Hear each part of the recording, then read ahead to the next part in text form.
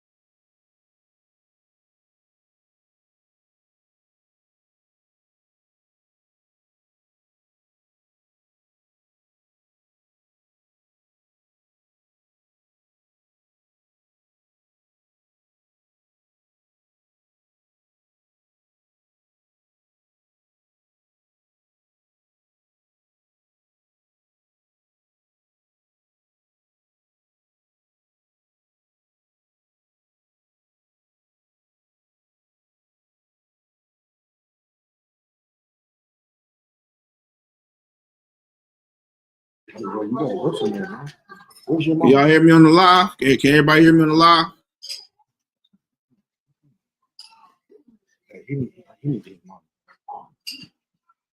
Everybody hear me on the live?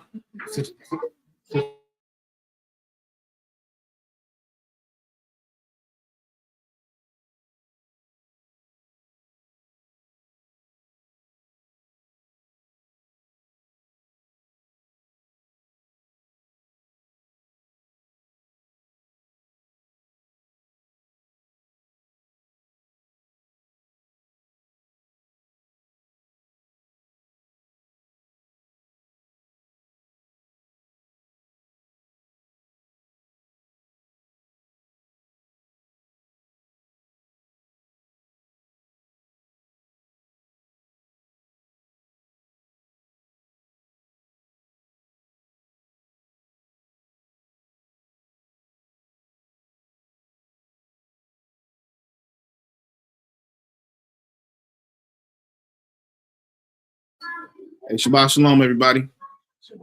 Shabbat shalom. Shabbat shalom. Everybody on the live, Shabbat shalom. Welcome to another Kyle Marku Ministries live Shabbat service lesson. Please make sure y'all click like and subscribe, share the post as well. Also, y'all know if y'all got any questions, concerns, make sure y'all email us at the email going across the screen. Thank you. This is me. You need a pen? Yeah.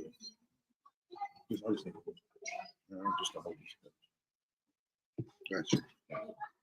So today's lesson It's called Yaaqob ben Yitqak versus Yisrael ben Elohim. For those who don't know Hebrew, Yaaqob is Jacob in Hebrew. Ben means son. Yisqak is the Hebrew word to say Isaac. Israel was the name that he was changed to.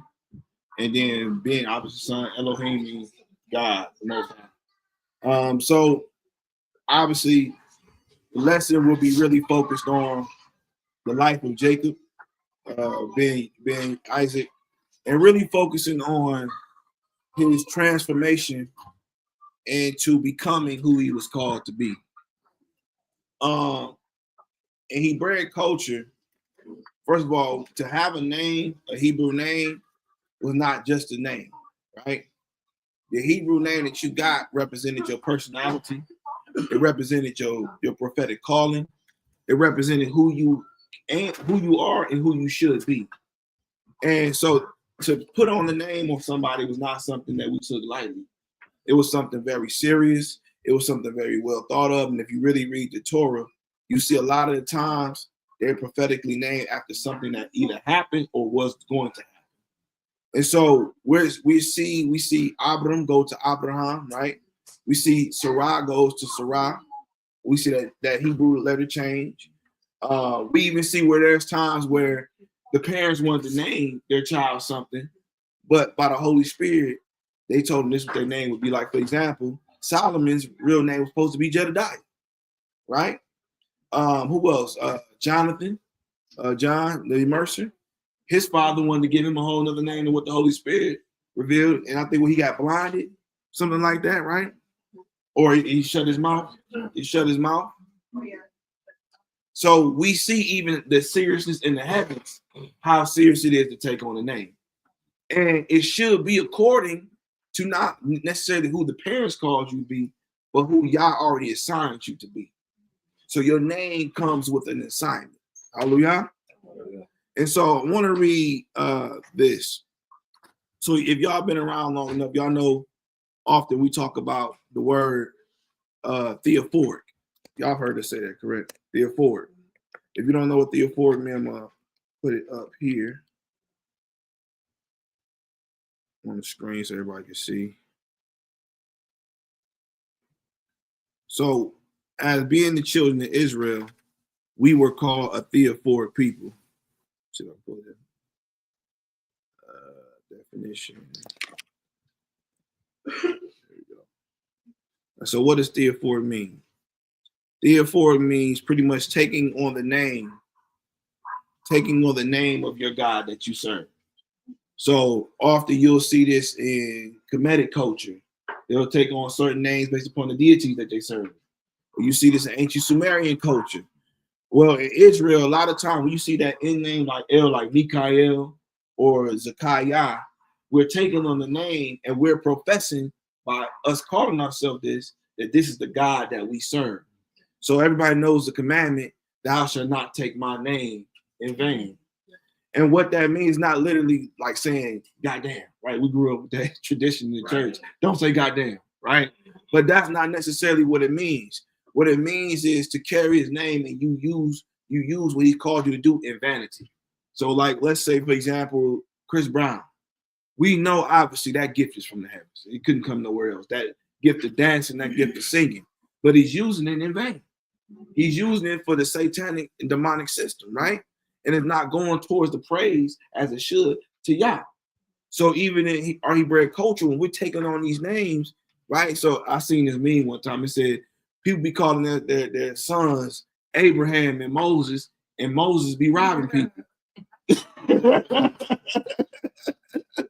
And it was funny, but what they were saying is y'all giving them these profound, prophetic, holy names, and they're not living up to what they're called. Because believe it or not, as much as we don't really talk about it, we know in our culture, a name does mean something. A name goes a long way. And it most definitely goes a long way when we talk about Yah. So we all have been called by a certain name, even if we don't know it yet.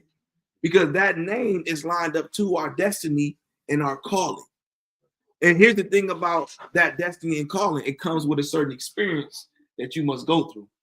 It comes with a certain struggle or trial that you must go through. And why are we going through this? Because I believe if we can peel back the layers and understand Jacob's humanity, we'll actually see how close related we are to Jacob in the sense of his struggle. Oftentimes we can look at these biblical characters as these superheroes, and we don't want to highlight their mistakes. We just want to highlight their glory. We want to highlight their righteousness. But I believe that we can actually highlight where they fell short at. We can actually learn from their mistakes. David said, I'll become wiser than my teachers because I kept the instructions. I believe that he understood that because not only did he read the Torah or understood the word, but he was able to look at those who's supposed to be an example and extract a lesson from it. So I believe that we can pull that same thing from Jacob as we did from Abraham or Isaac, even Dawid, King Dawid. Most people want to talk about the glory and he being king and his beautiful song, but nobody wants to talk about his infidelity. Nobody wants to talk about the things that he actually struggled with as a man, right? Who knew his calling very early. And he still struggled. So some of us, we want to know our calling and don't know what it comes with. He knew his calling at an early age. Therefore, once you know, you know. And what you know, it comes with responsibility and accountability. So do you really want to know right now? Because that's what comes with it. To know who you really are. I believe even knowing who you are is a process. Because imagine if you, wherever you're immature at now, imagine if y'all told you who you were supposed to be in your immaturity. How would you handle it? How would us handle it? We can't even handle small information now, let alone knowing the end from the beginning. That's the thing that most of us struggle with.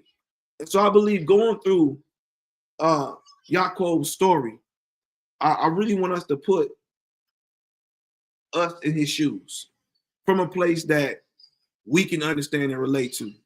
So I want to read what does it mean to take a name in Israelite culture.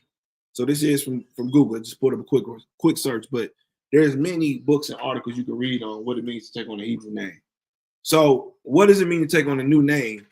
And I specifically said new name because you see people who, when they were given a name at birth, when they came into their new rebirth, they have a new name, right? So there's something that happens in that transformation. Most of us here who have Hebrew names, was that your name when you were born? No, but you're given a new name now, right? And for some of us, I'll tell you, me personally, I didn't even know the significance of having a new name in the beginning. I was just given a name and they said, that's your name. You know what I mean? But there was nobody to tell me this was your name and this is why it's your name. And I probably would have approached it a lot different, right?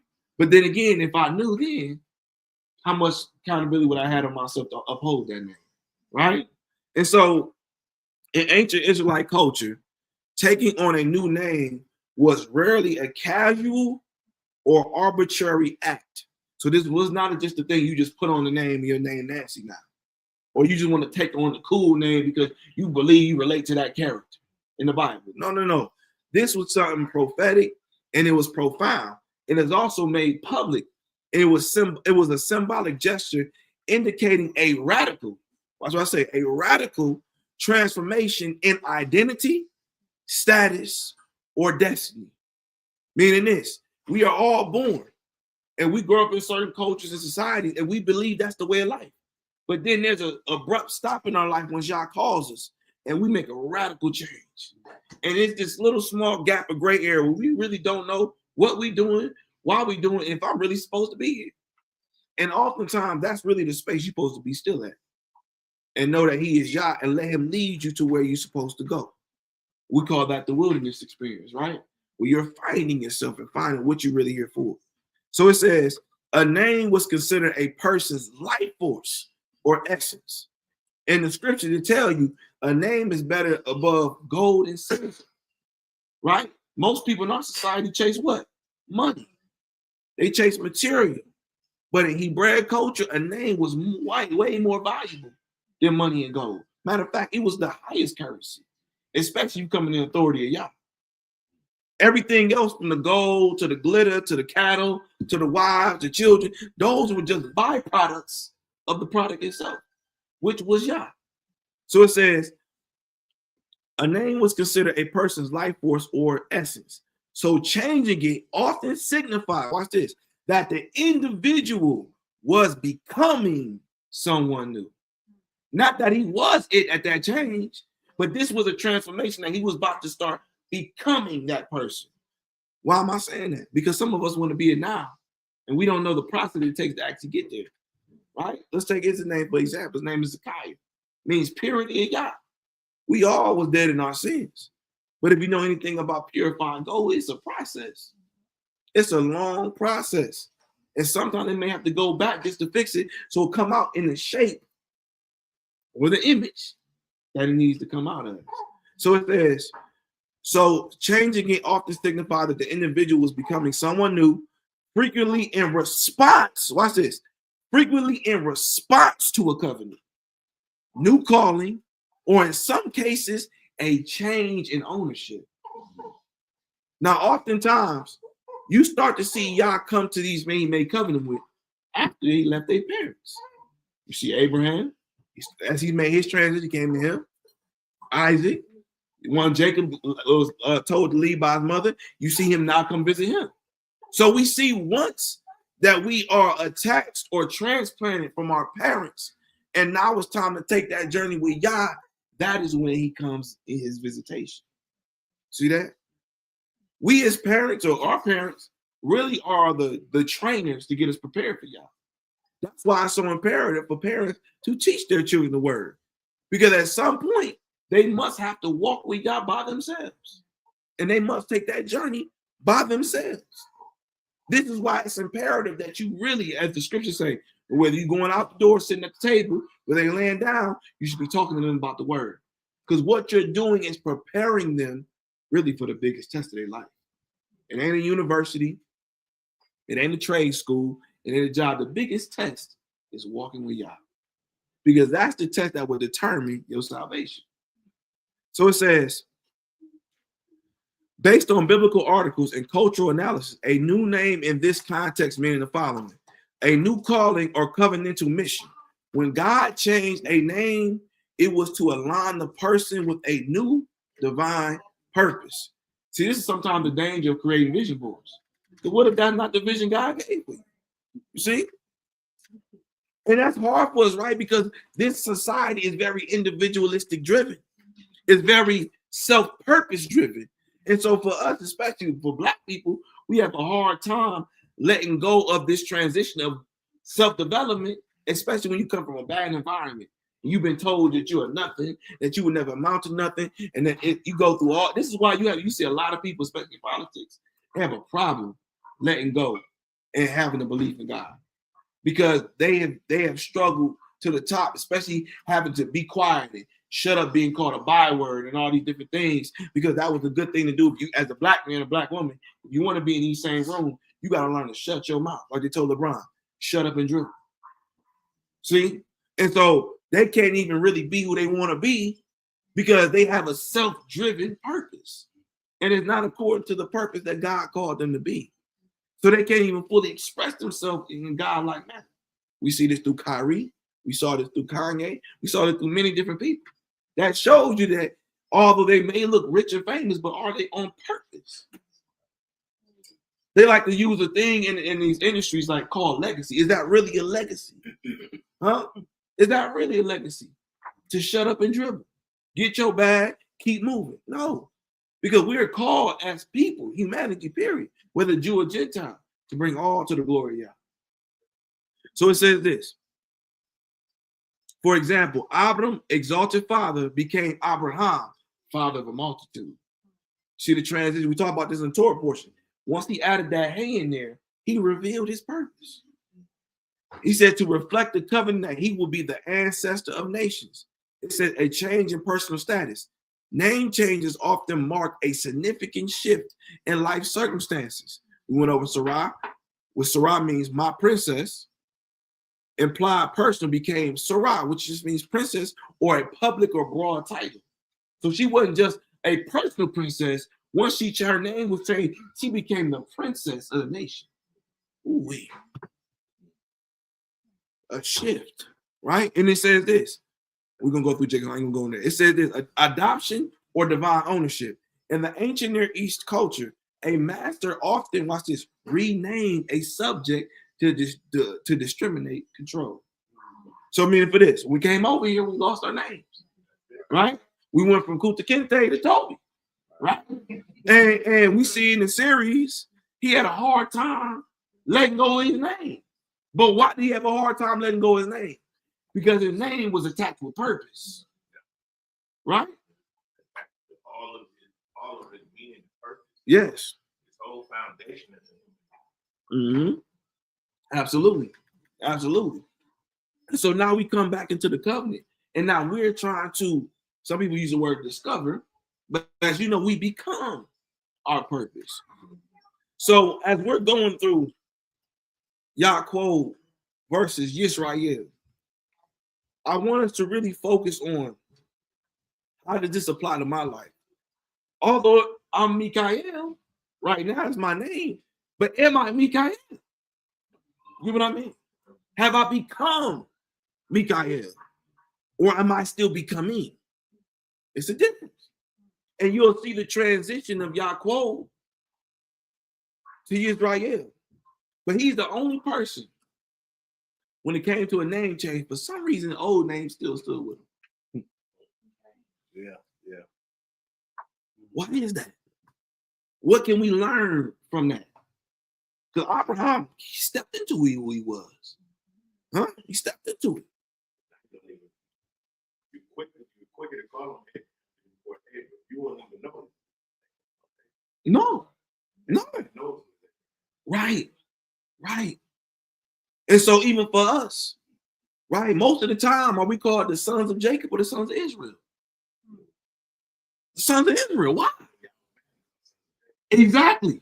Because what did that represent? There was a nature to him being called Yaaqob. And we're going to go through that. So let's go to Isaiah chapter 43. We're going to start at 1. Let me pull this up on the screen real quick.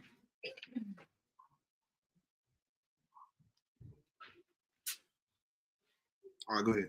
All right, Isaiah chapter 43, starting at verse 1. But now, thus saith the Lord that created thee, O Jacob, and he that formed thee, O Israel. So here we go. He's bringing up both names because there's a natural understanding of Jacob and there's a spiritual understanding of Israel. So he's identifying the group or the person as both Jacob and Israel. Come on. Fear not, for I have redeemed thee. Uh-huh. I have called thee by thy name. What? I have called thee by thy name. Uh-huh. Thou art mine. Come on. When thou passest through the waters, I will be there with thee. Come on. And through the rivers they shall not overflow thee. Come on. When thou walkest through the fire, thou shalt not be burned. Come on. Neither shall the flame kindle upon thee. Come on. For I am the Lord thy God, the Holy One of Israel. Now, does he call himself the Holy One of any other nation? Now, he's the God of everybody else, but he specifically calls himself the Holy One of Israel. He doesn't call himself the Holy One of Jacob. It's the Holy One of Israel. Why? Because it's actually Israel, the name that actually got his name in it. Yaaqob doesn't. Huh? So he calls himself the Holy One, meaning above all the other, I am set apart unto you. I am yours and you are mine. Right? Come on. Keep going. Thy Savior. Come on. I gave Egypt for thy ransom. Come on. Ethiopia and Seba for thee. Come on. Since thou wast precious in my sight, thou hast been honorable, and I have loved thee. Therefore will I give men for thee and people for thy life. Come on. Fear not, for I am with thee. Come on. I will bring thy seed from the east and gather thee from the west. Come on.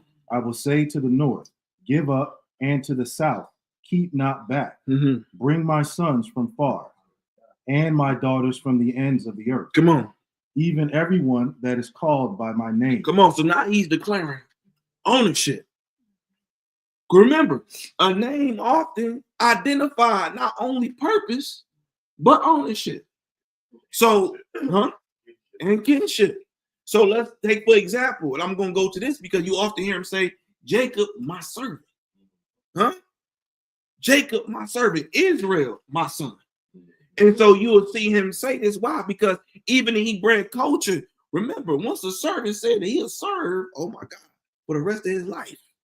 He was to be marred in the ear. And did you know also, not only was he marred in the ear, but he took on the name of his master. So when we talking about servant and son, we belong to Yah forever. This is an eternal covenant that he has made with his people, and that he shall be our God. So he said, everyone that is called by my name, I've created him for my glory. I've created him for my glory. Keep going. I have formed him, yea, I have made him. Come on. Bring forth the blind people, that they have eyes, and the deaf have ears. Let all nations be gathered together, Come on. and let the people be assembled. Who among them can declare this, Come on. and show us former things? Let them bring forth their witnesses, that they may be justified, or let them hear and say, it is true. Come on. Yea, are my witnesses. He said, so ye are my witnesses. Not only was good, but we are supposed to testify of his glory. We're supposed to give our testimony of our deliverance. Huh? And so oftentimes, even when we're here, when we're holding back that testimony, we're missing the opportunity to be called by his name. Because it's in that we declare his name on earth and that we help establish it. It is. Please. A lot of people don't know Jehovah's Witnesses took this one verse and established their whole doctrine on this chapter and verse. Yep. Yep. And you know, they took this, what they actually being their proof that they're God's witnesses. Witnesses. But he's saying that Jacob is his witness. Yes. Right. Yep. That's the whole purpose. You have to be born of seed. And this is where that's where the replacement doctrine. And whenever time God is saying Jacob and Israel, he's making sure that you're talking about that seed line. Yes. You can't mistake that for no replacement theology. Nope. Because the seed comes out of Jacob. Yep. So he's making sure that don't make no mistake that somehow the church is going to become Israel. Right. He's saying that Jacob, out of Jacob shall Israel come. Yes. Yes. Let's keep going. Ye are my witnesses, Come on. saith the Lord, Come on. and my servant whom I have chosen, that ye may know and believe and understand that I am he. Come on. Before me there was no God formed, neither shall there be after me. Come on. I, even I, am the Lord, and beside me there is no Savior. Come on. I have declared. I have declared in what? And have saved. And have saved. Come on. And I have showed when there was no strange God among you. Come on. Therefore, ye are my witnesses. So remember, he didn't go to no other nations and do these miraculous works. See, we often think that when he's talking about remember Egypt, it's just simply talking about that he just led us out of captivity or we was in Egypt. It's actually so that we can declare what he did for us. That's why he said to tell your children. So that when they ask, why do you do these things? We can say, the God of Abraham, Isaac, and Yisrael have delivered us. See that? See, there's a testimony that comes with the name. But there first must be a transformation. Because remember, where there is a testimony, it must be a what? The death of a testator. So all of us must go through a death, burial, and a resurrection. Even our very names that we were formerly called must die. Because what comes with that former name is former memories, former behaviors, former habits that must not be tethered to the Holy One of Israel. Come on. Verse 13. Come on. Yea, before the day was I am he, and there is none that can deliver out of my hand. So ain't no escaping this. Your fathers made a covenant. Whether you chose it or not, we've all been chosen. We didn't choose him. He chose us. And that was based upon the covenant that he made with our forefathers, Abraham, Isaac, and Jacob. And guess what? On that covenant is a name. And the name is Israel. Come on. I will work, and who shall let it? Thus saith the Lord, your Redeemer, the Holy One of Israel. Come on. For your sake, I have sent to Babylon and have brought down all their nobles. Come on. And the Chaldeans. whose cry is in the ships. Come on. I am the Lord, your Holy One. The what? Your Holy One. The creator of Israel. Come on. Your king. So he's declaring, not only am I your creator and your God, but I'm your king. And last time I checked, in any kingdom, it's not just the king, but he has nobles. He has princes. He has servants. Then he has also citizens. But remember, those princes and nobles are there to help govern those citizens. But they first must be called by his name. Come on. Thus saith the Lord, which maketh a way in the sea. Come on. And a path in the mighty water. Come on. Which bringeth forth the chariot and horse, the army and the power. They shall lie down together. They shall not rise. Come on. They are extinct. They are quenched as towel. Come on. Remember ye not the former things, neither consider the things of old. You see that? Who is he talking to? Jacob. Israel. Remember not the former things, neither consider the old. What is he talking about? Your old ways. Because to become into a new kingdom, you must first be a new creature. And in order for you to become a new creature, you must have a renewed mind. And that's what we're going to go through as we go through Yaaqob with Jacob. And we're going to see his mindset and what he had to struggle with to get past. Because believe it or not, that name Israel, although he was called by it, but it was prophetically for us. Come on. Verse 19. Behold, I will do a new thing. Come on. Now it shall spring forth. Ye shall know it. I will even make a way in the wilderness and rivers in the desert. The beasts of the field shall honor me, the dragons and the owls, because I have give waters in the wilderness and rivers in the desert to give drink to my people, my chosen. Come on. This people have I formed for myself. So he said he made it personal. This people I formed for myself.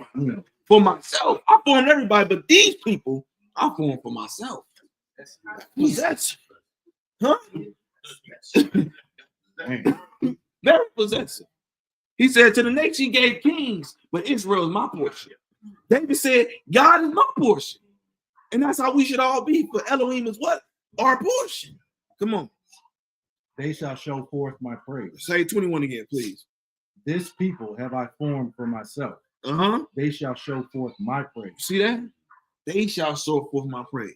The top tribe is called what? Yehuda, Judah, which means what? Praise. Come on now. And the reason I'm bringing this out because I want to show y'all the fullness of what Israel should be. Yes, it's a bloodline, guaranteed. But also there's a bigger spiritual meaning to be called Israel. Because remember, in Hebrew culture, if you were called anything, that was supposed to be your what? Your function. This is why you got to be careful, right? Because there can be bad habits to certain names. And you can be speaking, watch this, these bad habits over your children. So let's go. So now let's get into who Jacob was. Let's go to Genesis 25.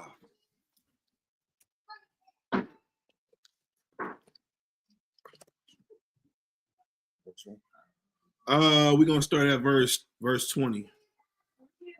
Genesis chapter 25, verse 20. All right, Genesis chapter 25, verse 20. Come on. And Isaac was 40 years old when he took Rebekah to wife. Come on. The daughter of Bethuel, the Syrian, of Pandam Aram, the sister to Laban, the Syrian. And Isaac entreated the Lord for his wife. Come on. Because she was barren. And the Lord was entreated of him. And Rebekah, his wife, conceived. Come on. And the children struggled together within her. The children what? So we starting to first already see the nature of these children. From the womb. Because remember, he said he formed you. He knew you before the womb. So you already kind of knew what type of character you would be. So from the womb, he was already struggling with his brother. His twin brother at that. There was already a fight. He was already living in nature of wrestling. Come on. And she said, if it be so, why am I thus? And she went to inquire of the Lord. And the Lord saith unto her, 2 nations are in thy womb, and 2 manner of people shall be separated from thy bowels. Stop right there. So when you go into this word separate in Hebrew, it means kadosh. So there's a difference between kodesh and kadosh. Kadosh just simply means to set apart. When you say you're a kodesh, that means you are consecrated. So he's saying these people are two separate people. They're set apart from one another. He's telling her these are two manner of nations. So from the conception of them coming, there was already war. There was already tension. Huh? And it says, and two manner of people shall be separated from thy bowels. So he's telling her prophetically that these people will be total opposite one another. They won't even be of the same nature. He said, and the one people shall be stronger than the other people, and the elder shall serve the young. Come on. And this is prophetically speaking. Now we're going to see why this is prophetically speaking. Let's go ahead. Verse 24. And when her days to be delivered were fulfilled, behold, there were twins in her womb. Come on. And the first came out red all over like a hairy garment. Come on. And they called his name Esau. Come on. And after that came his brother out, and his hand took hold of Esau's heel. His what? His hand. His hand took hold of Esau's heel. That's mean. So it says, and after that came his brother out, and his hand took on Esau's heel. So we see that Jacob from the womb was a fighter. He was one that, hey, at the end of the day, I got to get mine. Right. So we took him by the heel, right? And so when we look at this name, if y'all can see that board right there, I'm going to pull up something for them too.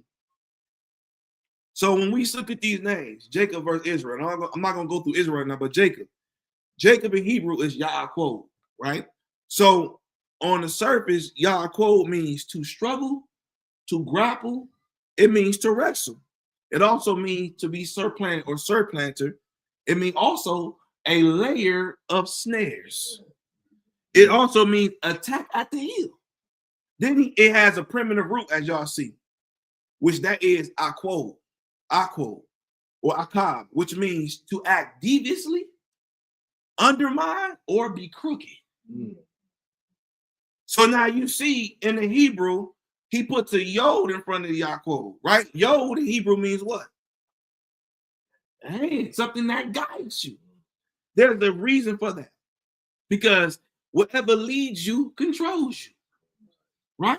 And we know the master said you can't serve two masters. You either love the one and hate the other, or love the one and despise the other. You can't drink of the cup of devils or of Adonai. You have to choose one. So we see even when we go to Yisrael, the yod is still there. It's not even a root. And that's prophetically speaking, showing Yah said, once you become this is signifying that now I am guiding you. Now, that doesn't mean that he was not with him as Yaaqob, but what we're seeing in Israel is that's when he became, when Yah was in him. Two different things. Please. One reason the nations hate Israel, us as the people, is there's a constant fear that we were supplanted. Yes. And so that's the problem they have with us spiritually. They understand that. Nations understand that. Yes. And eventually, the anointing that's on our people. There you go. Is that we eventually will supplant it. Mm-hmm. And so that's the. And so when we ask the question, why do we go through what we go through? We try to get along with everybody. We try to do whatever, because it's the fear that Yaaqob, the nature of Yaaqob, will come and supplant the nation. Yes. Because that's the anointing that's on our. Yes. The gifts of God. And even if you don't have the knowledge of who we are, this is why, like, when quote unquote black people come together, that's when they get nervous. They get scared. Mm-hmm. Yes. No. It's the fear of certain. Right. Mm-hmm. And what I really want to highlight with that, no, that's a fact. Right. And so what you see with that, right, with that supplanting comes struggle. Yes. There's a reason that we struggle. Yes. We really are Jacob's children. Because it comes with that. So when he talks about them birthing pains and revelations, it's because the birth of a new nation, Yisrael, is coming back. See, all we're doing is going through Jacob's struggle or Jacob's trouble. That's good. That's why we're on the hill of Esau. Esau right now is first. Yes. So we see that I'm sorry. No, you good. You good. Because it's part of the lesson, so you good. Go ahead, Chief. No, go ahead. This is why we don't understand what's going on right now. This is a plan going on with the faith people. We actually are on the hill. That's why we're saying we're Israel. We're on the hill. Yeah. They're trying to kick us off. Yes. Right? Yes. They're trying to get because we are the world to come. Yes. So there's this struggle and this fight going out with this birthing pain. We call it the awakening. Yeah. But it's actually the birth of Israel. That yes. This is the birth of pain.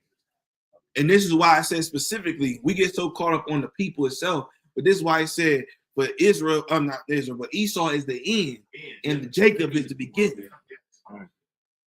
You see that? Israel is the one to come. The nation is being birthed right before our eyes. This is why you're seeing this crazy awakening. Even though we're trying to figure out what these different sects, but this is a great awakening, the true great awakening. It's great. So-called fools, right? They're acting as if people don't like them just because notice what you're doing. Yes. We're doing nothing and we're still not like it. Yeah. You may not like for what you're doing. Yes. Right?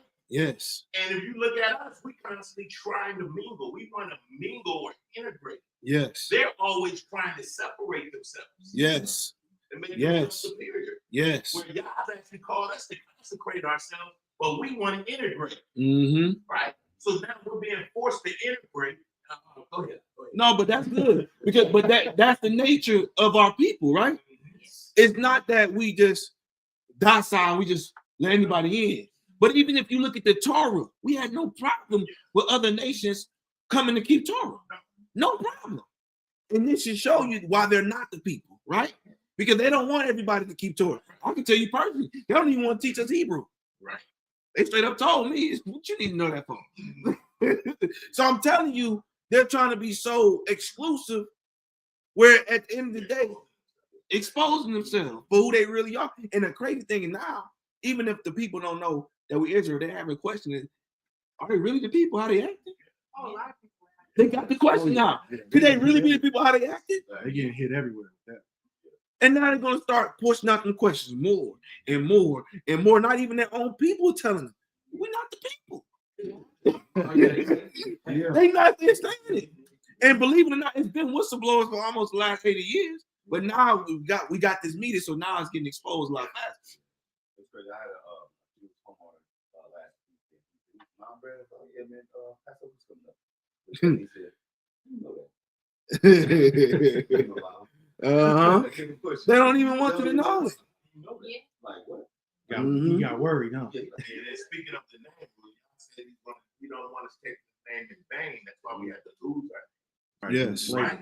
You wanted it because that's actually that song, what, 83? Yeah. Talking about the Crafty Council? 83, yeah.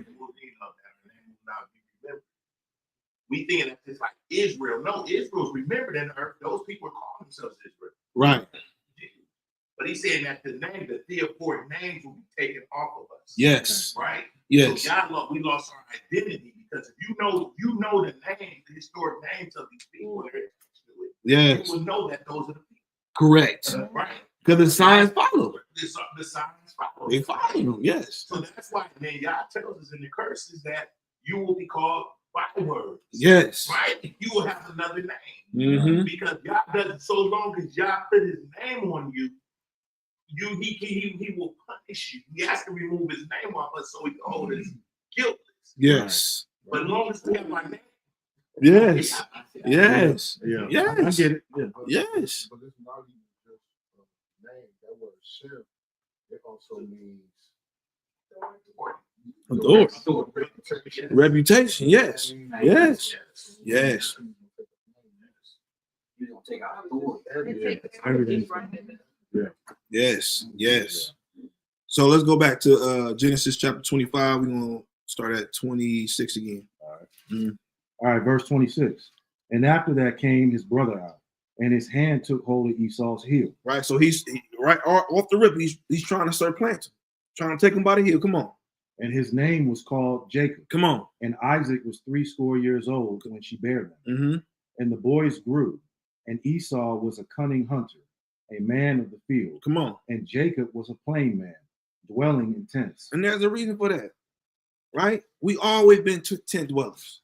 It's in our nature to be covered. And watch this. in the tabernacle. Huh? Jacob always been in the tabernacle. Esau always wanted to be outside the tabernacle, which shows you the nature of it, right? So let's go to hop down to 29. So now we're looking at Yaaqob. We get to understand that he's a surplanter, right? He's one that grabs you by the heel. It also says he's one that has layers of snares. Snares can mean entrapments, thing that can hold us back. Amen. Number 29. Go ahead. I was going to say in other texts, it says that he dwelled in tents because he was studying. Yeah. He was under the tutelage of Isaac in learning Torah. Even before the Torah was given to the nation as a whole, he was already learning. Mm-hmm. Esau wasn't interested in doing any of that. He just wanted to be outside. Mm-hmm. Yeah. Nope. Right. Nope. Go ahead. 29. All right, verse 29. And Jacob sowed pottage, and Esau came from the field, and he was faint. Come on. And Esau said to Jacob, feed me, I pray thee, with that same red pottage, for I am faint. Therefore was his name called Edom. Come on. So you see, when certain events happen, or you come out a certain way, your name change happens. So he went from Esau, which means red, to Edom. Huh? To Edom. Let's keep going. And Jacob said, sell me this day thy birthright. Now, what's the problem here? Right? Because technically, according to our culture, would Jacob have that right? No, he would not. But remember, prophetically, it was already spoken. Now, there's a purpose I'm bringing this up. Because remember, I asked you the question, if y'all told you who you was already, could you handle the pace that you would have to take to get there? Right? Could you handle the pace that you would have to take to get there? So Jacob it's already prophetically spoken, but he himself already started to insist it, right? So he asked Esau, hey, sell me your birthright. It's not really his right. This is where the deviousness kicks in. This is where the crookedness kicks in. And believe it or not, although we under the cover, if you think that y'all not going to come back and visit you for your iniquities, you're fooling. I don't care how small it is. We all must face that day one day.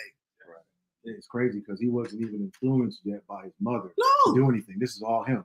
Which shows you that Jacob also was a calculated man. Yeah. He was very calculated. And if anything, it shows us he already was thinking about it. Yeah. He already had it in his mind. And most importantly, he already understood how valuable it was. Right? And he understood that also Esau did not know how valuable it was. Because he was like, if going to the books that you're talking about, if Esau's in the field all day, I mean, he ain't having time to sit at his father's feet like that. Nope. Right? But Jacob was sitting at his father's feet or his mother's feet. Because it seemed like he had a close relationship. Because we know Isaac loved Esau. Right. But Rebecca loved him. And we know our matriarchs are very good at positioning us. Very good. They're going to put us in that position, boy. I'm trying to tell you. And they're going to be there for us. Yeah. So she already understood. Who better to know Isaac than Rebecca? So that means she even understood some of his flaws. Like, you're making a mistake right here. It's the right one, right? You know, just to kind of add, I think it kind of shows like maybe a possible spiritual blindness that Isaac could have had that kind of goes with how his eyes were going dim anyway when they had to fool him. You know what I'm saying? Because for the fact that he couldn't see that Esau was wicked, but the mother could. You know? I'm just something I noticed. We could just notice a flaw, right? Because I believe that they pointed that out, right? That he loved Esau. Right. He may have had a bias. But the thing is, yeah. There's two in your womb. There you go. Yes. So she already perfected. Already got inside. Yeah. She just tried to help. Right. Just like Elizabeth. Just like Elizabeth. Just like Elizabeth. Yeah, she trying to help the process. Yeah. Not knowing God was already in that. There you go. Yeah. Edom had already sold it. Yeah. Right. It's done already. The process of giving it up. She didn't need the help. He didn't need the help. Right. Yeah. His heart already was far away from the birthright. Right. That's why he said he despised Esau. Mm-hmm. Right. He had, well, we said I love Esau, but hate, but we really don't hate it. Not like despise, it's like dislike. Yes. He was indifferent mm-hmm. because Jacob understood the value of a birthright. Yes. You understand? Mhm. So it was gonna happen. So she was basically doing it just to help. Right. You see what I'm saying? You're speeding up the process. Just like it says, like we said, Sarah did with trying to, bring in Hagar. Yeah. Sometimes our sisters start moving like they get the, they got the spiritual. The intuitiveness, yeah. Yeah. Yeah. You know what I'm saying? Him like, what you do? Right. Hey, but in that, see, because what she did, even we'll get to that too. But it caused her moving like that caused Esau to hate her and caused a division between the brothers. All it was already there, but she further put fire to it. And see, remember, we gotta let y'all move in this process because we can actually disrupt relationships moving too fast. We can actually lose people moving too fast, or you can get in covenant with people you should have never got in covenant with moving too fast. You see? So he said, keep going, verse 31. Verse 31. Come on. And Jacob said, sell me this day thy birthright. And Esau said, behold, I am at the point to die. And what profit shall this birthright do to me? You see that? So he's so much in the flesh. He's so weary. Like, what's this about to do for me right now? What purpose? What is that? Is the birthright going to feed me right now? Is this birthright going to restore me? Give me them beans and rice, bro. Hey, look. Hey, you can tell. Hey, you can tell he wasn't fasting. You can tell he wasn't fasting. My boy was Any moment of hunger, he done. Verse 33. Yeah. All right, verse 33. And Jacob said, swear to me this day. And he swore unto him and sold his birthright unto Jacob. Come on. Then Jacob gave Esau bread and pottage of lentils. And he did eat and drink and rose up and went his way. Thus Esau despised his birthright. Right. So now we're starting to see the craftiness of Jacob, right?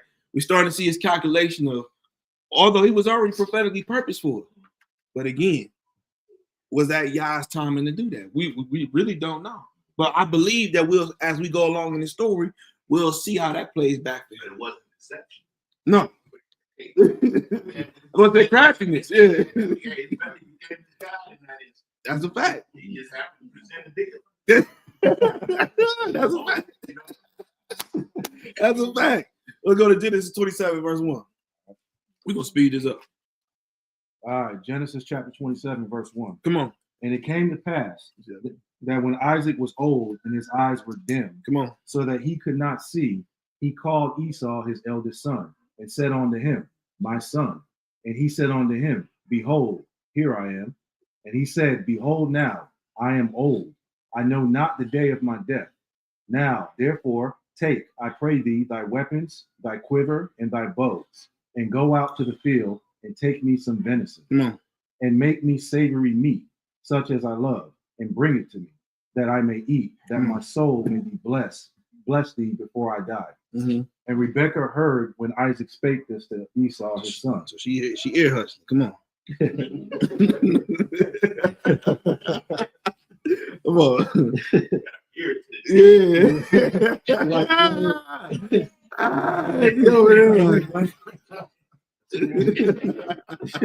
Come on. And Esau went to the field to hunt for venison and to bring it. And Rebekah spake unto Jacob her son, saying, behold, I heard thy father speak unto Esau thy brother, saying, bring me venison, make me savory meat, that I may eat, and bless thee before the Lord before my death. Come on. Now therefore, my son, obey my voice according to that which I command thee. Go now. She's like, the time to strike is now. It is right now. Because he's dimming away. She's about to bless this man. I know exactly what he needs and how he needs it. Go get ready, son. She know her husband. Come on, go ahead. Go now to the flock and fetch me from thence 2 good kids of thy goats, and I will make them savory meat for thy father, such as he loved.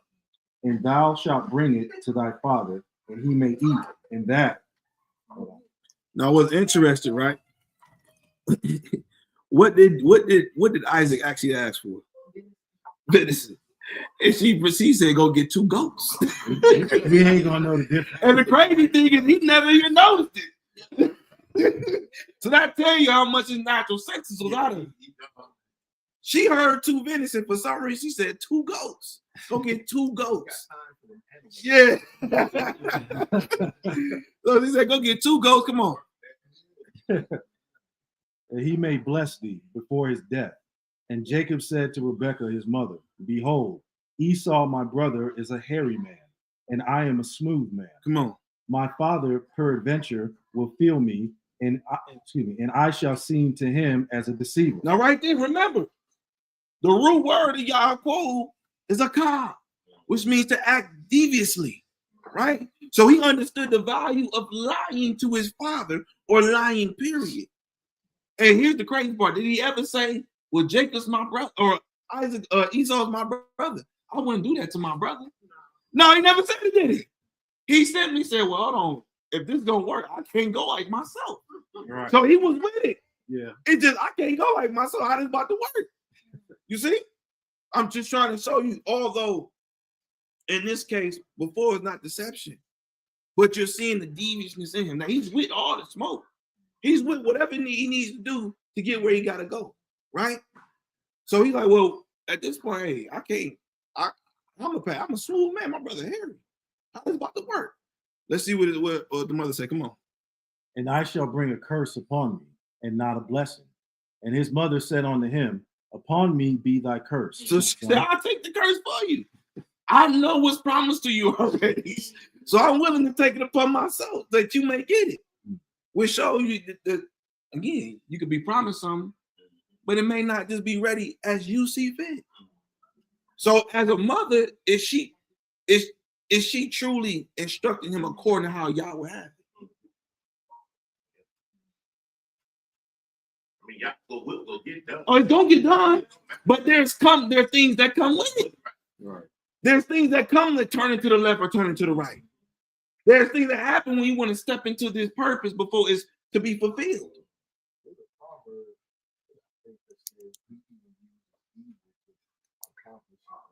Yes. Mm-hmm. You'll see that, I believe, also on Ecclesiastes, I believe, as well. Yeah. So yeah, you'll see we'll have certain natures, but the end, his word, because remember, his word can't return back to him void. And if his word is in you and on you, that means however it got to get done, even if you go off, it got to get done. Makes us remain blameless. Like how he moves things, but when we move ahead, then that's when we place that back on ourselves. Yes. Yes. But I think initially God planned for him to be blameless in that. Mm-hmm. You know, instead of having to deceive his own father. Mm-hmm. That was honorable. And he knew, he said, if I do, I'll be cursed. Right. And if you know anything about Hebrew culture, we see with Noah, but if that father who got the authority curse you, that thing sticking. Ain't nothing you gonna do about it, it's sticking. You see how it stuck to him? No way out. Starting to see like characteristics. Yeah. Going back into bondage and out of bondage. Mm-hmm. Yes. Yes. But you will see it's not necessarily through him, the person. It's the character. It's the characters that we take on. Because the reality is we all take on characters of our parents. There's no way around it. There's no way around it. And you'll see that later on that it does play out, even through his own children. And if you really want to pay attention, I wouldn't even say that came from Jacob. I would say that came from Isaac. Because there clearly had to be, for me personally, my understanding is, for them to highlight that he loved Esau. And then highlight that Rebekah loved Jacob. There had to be something there. But what happened with Jacob? Did he pass that along too? Yes. He did. Yeah. Joseph, and that caused smoke between brothers. And it was still used for Yaaqob. And it's still you. He's gonna get his will done regardless. It's just that you're taking a longer path than you need. There you go. Because you can see even with, and I think I said this one time on the Wednesday talk, with Ishmael, right? Because they kind of lost their faith and decided to give Hagar, the Ishmaelites became a thorn in our side numerous times. And then the same thing with how this was handled with Edom. Well, if you go to Ezekiel 35, it says, woe to Idumea who've taken possession of my land. They got the land now, because of all of this moving too fast. Mhm. Like you said, Yah's will get done, but But Yah is constantly doing course correction.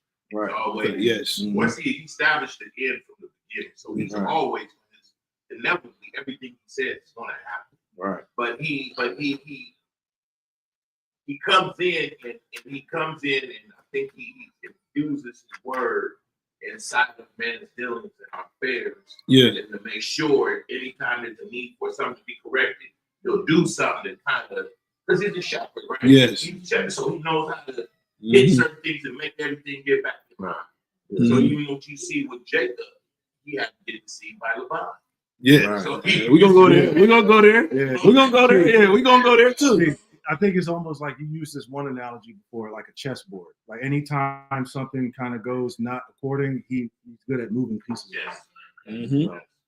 He's gonna visit you again. Yeah. It's gonna happen. It's like what you were saying earlier, started the lesson, learning from their wrongs too, because I think that a lot of people read the scripture like, oh, they have a favorite child. Jacob had a favorite child.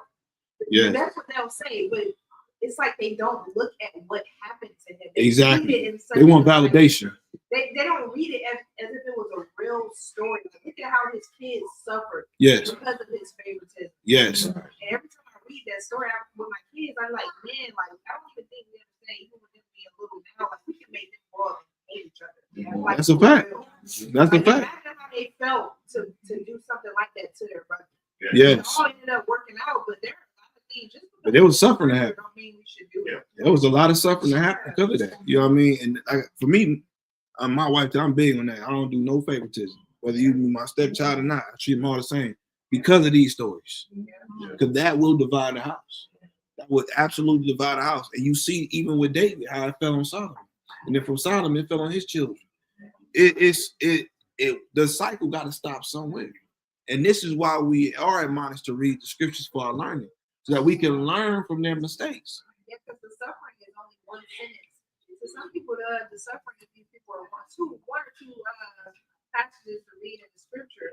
But when you actually read through the Holy Spirit, you can feel David's stress, Man, his yes, fear, yes, the terror that was on him yes, because of some of the decisions he made, or even when what happened to his daughter when it happened. And people always read it, they say he didn't even do anything when his daughter was raped, but he probably already knew, like, because of one thing that happened in my life, like, yes. I just think just because things work out for people, Mhm. just because I tell my kids all the time, or other people all the time, just because it worked out for somebody does not mean that you want to. It's not for you. It's not. It don't mean it's for you. And that's what this is why I'm hoping that we can bring humanity to our forefathers, so that we can, because that's what real wisdom is, extracting from their experience what to do and what not to do. Jacob is a perfect, even Abraham, a perfect example of moving outside of Yah's faith, what that can lead to. It really can. You get what I mean? Yeah. Like we'll look at these stories and we may laugh that, oh yeah, Abraham gave Hagar bread and water. But no, that was a son now that can't have his father every day no more. You know what I mean? All out of the decision of lacking faith. I mean, or even bigger, Isaac can't even be with his siblings. Right. See, They say that Abraham they say he the real first deadbeat.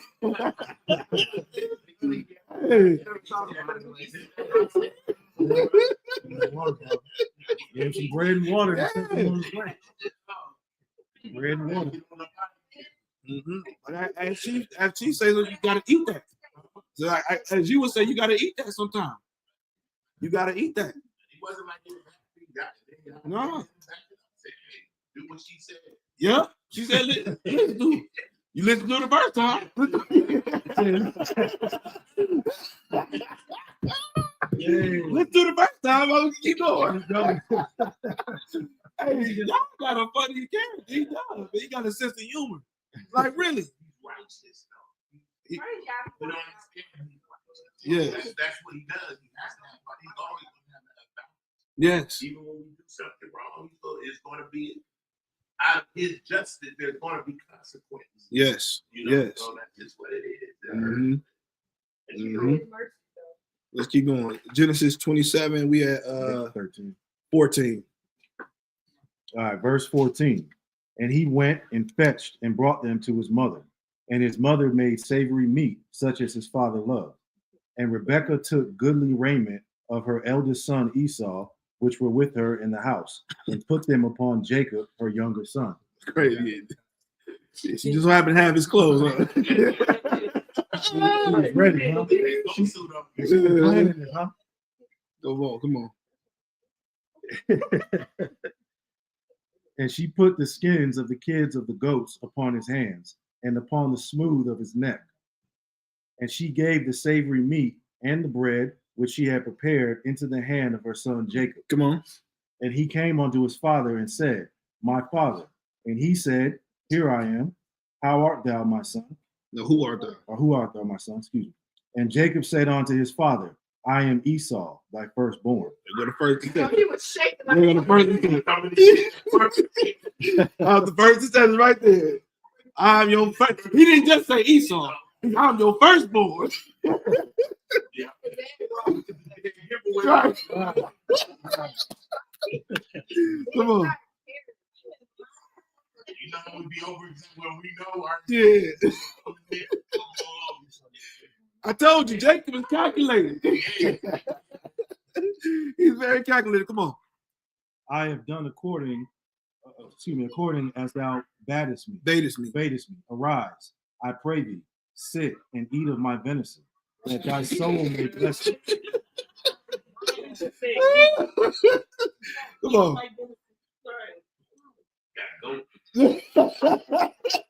And I thought, his sisters was out of there, man. Now, I've never tasted venison, but I'm pretty sure it tastes different than goat. sure it's a little bit more wild. Yeah, exactly. It gotta be. Oh, right. That's a fact. She probably sees that joint just right. Come on. Come on. Verse 20. And Isaac said unto his son, how is it that thou hast found it so quickly, my son? You know when he got to go hunt it. Yeah. Stewie, all that. He got that. Isaac loved Esau. I'm assuming that Isaac taught Esau how to hunt. So he had to know how long it takes. Like, hold on. That take about 4 hours. Yeah, boy, Instacarted that joint. Yeah. And you cooked it. This is fresh meat. You cooked it too? How you do that? So Isaac and sisters is going off like, hold on. Something ain't right. Man, that's been we be done. Yeah. Look, I'm trying to put myself in this situation like, ain't no way Solomon, his raspy was gonna tell me he got weed. Ain't no way. How you gonna get that off? Come on. And he said, because the Lord thy God brought it to me.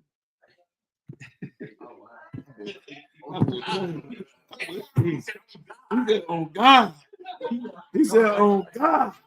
I'm trying to tell you, y'all seeing the scenes, right? You're seeing the character. He's really trying to pull him down by the heel. He is spiritually trying to make sure he secure that covenant. Like he already got it. Remember, Esau already got the birthright. But guess what? Jacob was so, bro, he said, I don't want just a piece of the pie. I need the whole thing. And Esau, matter of fact, you will have to have a whole new pie because all this is mine. I don't want just an inheritance. I want your blessings too, because that's two different things. That's two different things. And I wish more brothers in the Israelite community will understand this too. That the covenant, the inheritance is for Israel, but salvation and blessings is for all, if they shall receive it. So Jacob said, "No, I need all that. I don't even want Esau to have the blessings." And we're gonna see this play out. Come on. And Isaac said unto Jacob, come near, I pray thee, that I may feel thee, my son. So he started to discern, like, hold on, man. Oh, he said, this man that said God done brought it to him. And he spoke to him already. So the fact that he asked him, who art thou? Yeah. His sisters are, that don't sound like Esau. So let me just touch you. Let me see where you at with it. Go ahead. Whether thou be my very son Esau or not.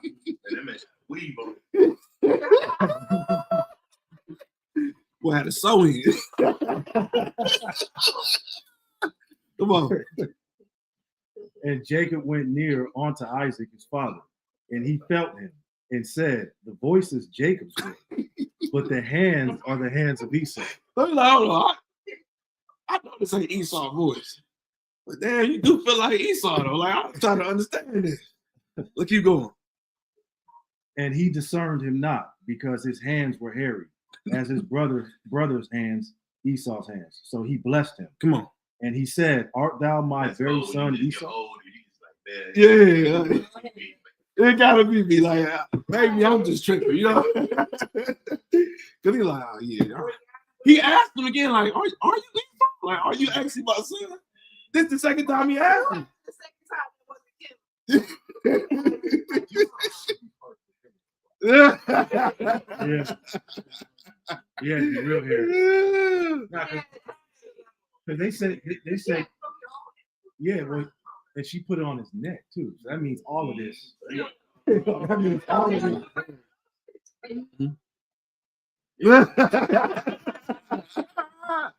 Let's go.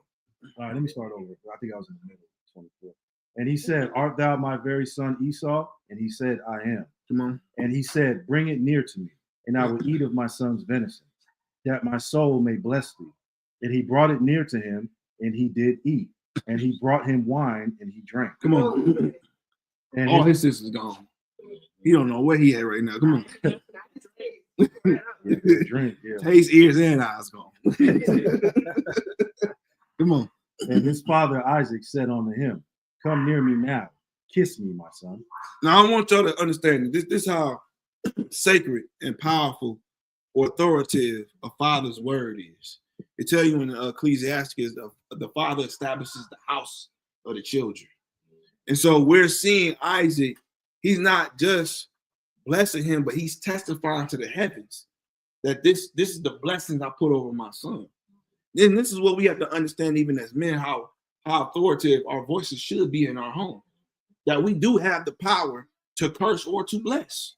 That we have been, well, of course, if you align with Yah, we have that authority to speak life and really prophetically talk to the life of our children in the future.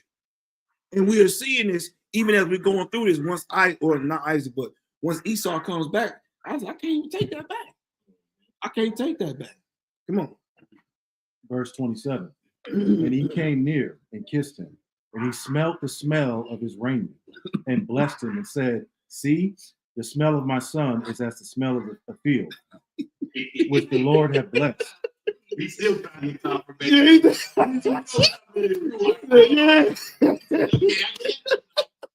Yeah, it smell like Esau. It feel like Esau, but I don't know. I'm just not getting no insurance in my ruach with this one, man. Come on. Therefore, God give thee of the dew of heaven, the fatness of the earth, and plenty of corn and wine. Come on. Let people serve thee, and nations bow down to thee. My goodness. Come on. Be Lord over thy brethren, and let thy mother's sons bow down to thee. Oh my God. Come on. Cursed be everyone that curseth thee, and blessed be he that blesseth thee. And you don't know what he's really prophetically speaking over him? That he'll be a prince over the world. He's actually saying his name without saying his name. He's saying you will be a prince over the world. You will be a czar. Huh? You will be a czar over the world. Come on. And it came to pass, as soon as Isaac had made an end of blessing Jacob, and Jacob was yet scared, gone out from the presence of Isaac his father. So as soon as he was done, that boy skedaddled out of this. Yeah. He said, pull up that garment, hike the skirt up. I got out with the what? Oh, he said, five niggas. I got my check and I was gone. Come on. Because I got my check and I was gone. All right. That Esau his brother came in from his hunting. Come on. And he also had made savory meat and brought it unto his father, and said unto his father, let my father arise and eat of his son's venison, that thy soul may bless me. So you see, Esau ain't have to come in and say I was the firstborn. He just said, I'm your son. I'm here. I got exactly what you need. Come on. And Isaac his father said unto him, Who art thou? And he said, I am thy son, thy firstborn. Now you gotta declare, because like you should know me. You should know my voice. Let me make it clear for you. I'm your firstborn. Go ahead. And Isaac trembled very exceedingly and said, Who? Woo, come on.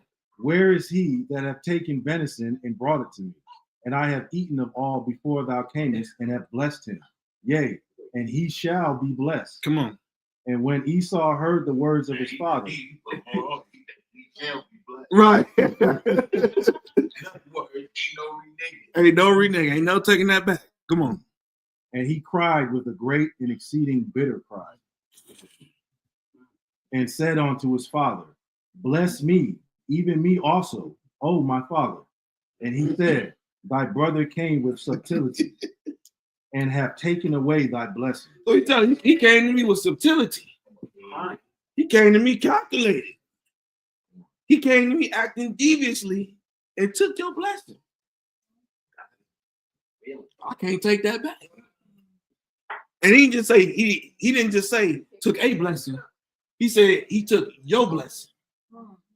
Meaning that I can't bless you the same way I just bless him.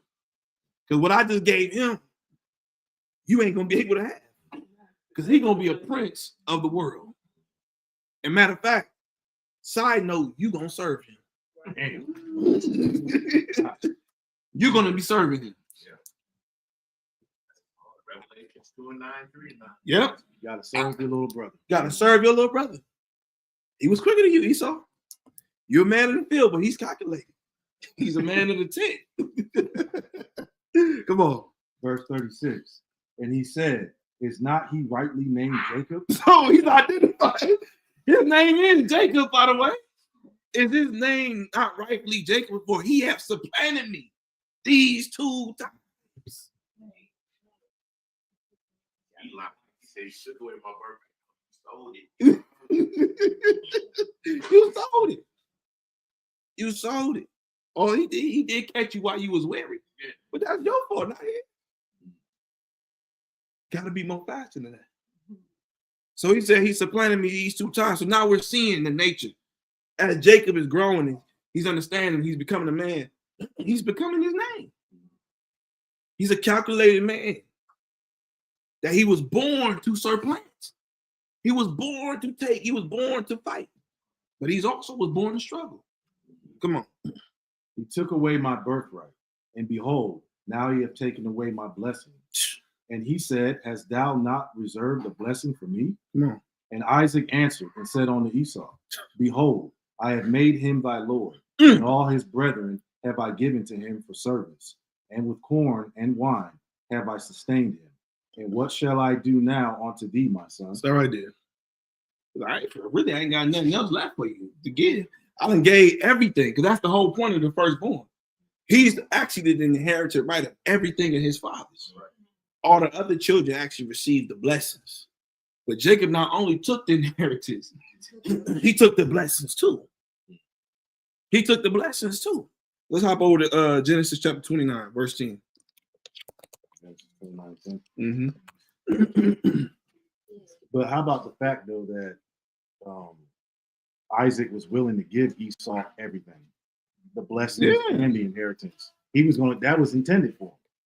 Well, that shows you how much Isaac loved him. Right. So it's like, what would he have had left for Jacob had things worked out the other way? Mm-hmm. You said chapter 29? Verse 10. Verse 10.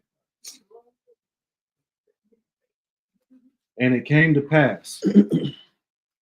So now, let's fast forward. Genesis chapter 29, verse 10. So now, after this, we know that Esau despised Jacob, and his mother pretty much realized what she did. She told him, hey, look, go to my brother's house. Because if you stay here, Esau can kill you. He was a man born of war. You know what I mean? He was a man who was like that. Obviously, Jacob was not exactly like that. So he told him, like, hey, I'm going to need you to go away for a while until Esau calmed down. Because right now, he on fire. He want to kill you. So now he's taking his journey to to Rebecca's brother, which is Laban. And now we really starting to see Jacob's journey start the process and happen now. Come on. When it came to pass, when Jacob saw Rachel, it's on the other page, I had to flip. When Jacob saw Rachel, the daughter of Laban, his mother's brother, Come on. and the sheep of Laban, his mother's brother, Come on. that Jacob went near and rolled the stone from the well's mouth and watered the flock of Laban, his mother's brother. And Jacob kissed Rachel and lifted up his voice and wept. I tell you, that boy, he a little hasty. Like, you're like, hey, listen, it's a beautiful woman. She got me crying right now. This got to be part of my blessings. Lord have mercy. Ooh, she's a woman after my own heart right now. You ever notice how when we know you have promises something? Yeah. We say this must be it. Yeah, exactly. You said it right here. This got to be it. This got to be it. There's no way I'm here at this time with this woman looking like this in front of me. This got to be it. So he laid one on her and started weeping for joy.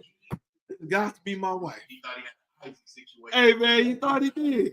How many of us like you got to be my wife? You got to be my girl. We all had that one time like you had to be purpose for me.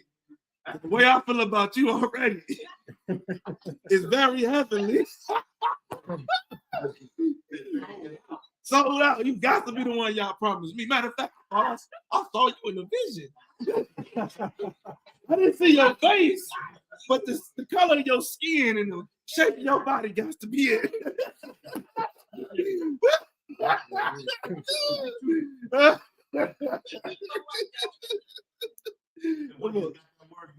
Yeah, this got it yesterday. But thought he was Eleazar for a minute. Come on.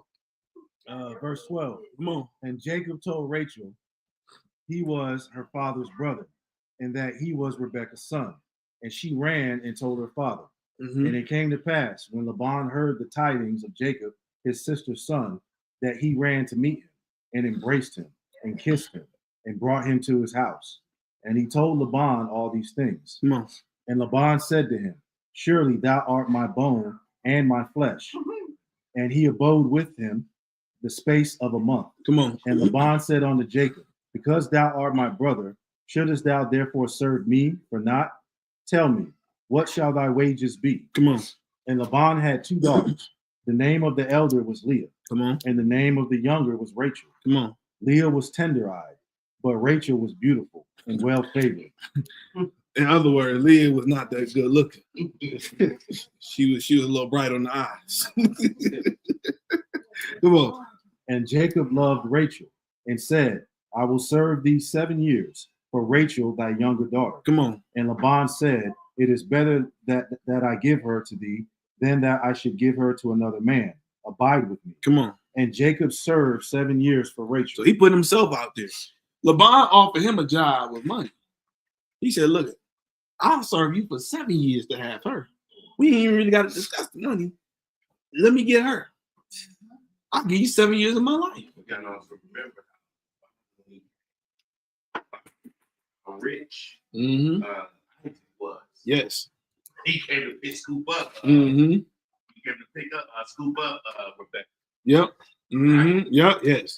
Mm-hmm. Because he was acting like they got all the he was married. Right. All the cameras, Eleazar brought all the cameras. All Yep. that gold. But he said, yeah, most definitely, you gonna get one of my daughters. Right. Right.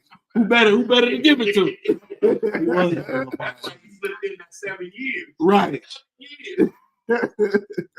Come on. All right, I'm gonna start over with 20. And Jacob served 7 years for Rachel, Come on. and they seemed unto him but a few days. Come on. Really? The boy was infatuated for sure. Come on. For the love he had to her. Come on. And Jacob said unto Laban, give me my wife.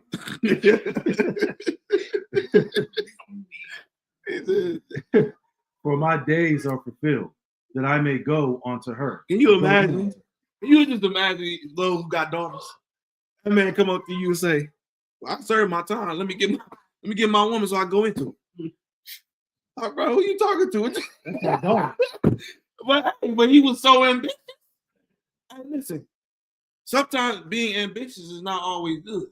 It can actually blind you from seeing the bigger picture. So although as we go into the story, he's like, look, I did my time, give me my wife, right? He's not going through the terms and conditions, and we'll go through even as we see how, because he was so infatuated, he was not. And I really got this question how he didn't know Lee was in that tent. I really want to know that. When they dark, didn't they say it was dark? Yeah. Oh, that was twin. Yeah, that's right. That is. Yeah. But they weren't identical twins. One was ugly. They said that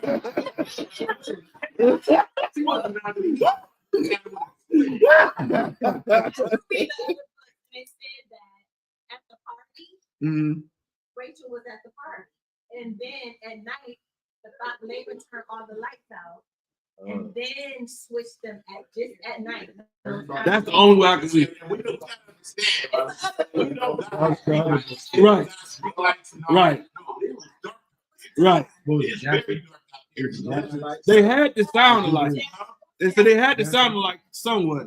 Because I'm just thinking about human nature, Y'all know how we are as people, we a little talk, talk your stuff a little bit. You know what I mean? There's no way. It must have been silent. It had to be silent, or they really sounded alike. But normally the woman will go in the tent and wait for the man. Yes. So, well, remember, LeBron brung her to him. Oh yeah, that's right. Yeah. That's right. But I don't think I think it was so dark. It had. That's the only way. It had to be. Come on. That's right. Verse 22. Yeah. And at that point, he was like 7 years. Ain't no talking, huh?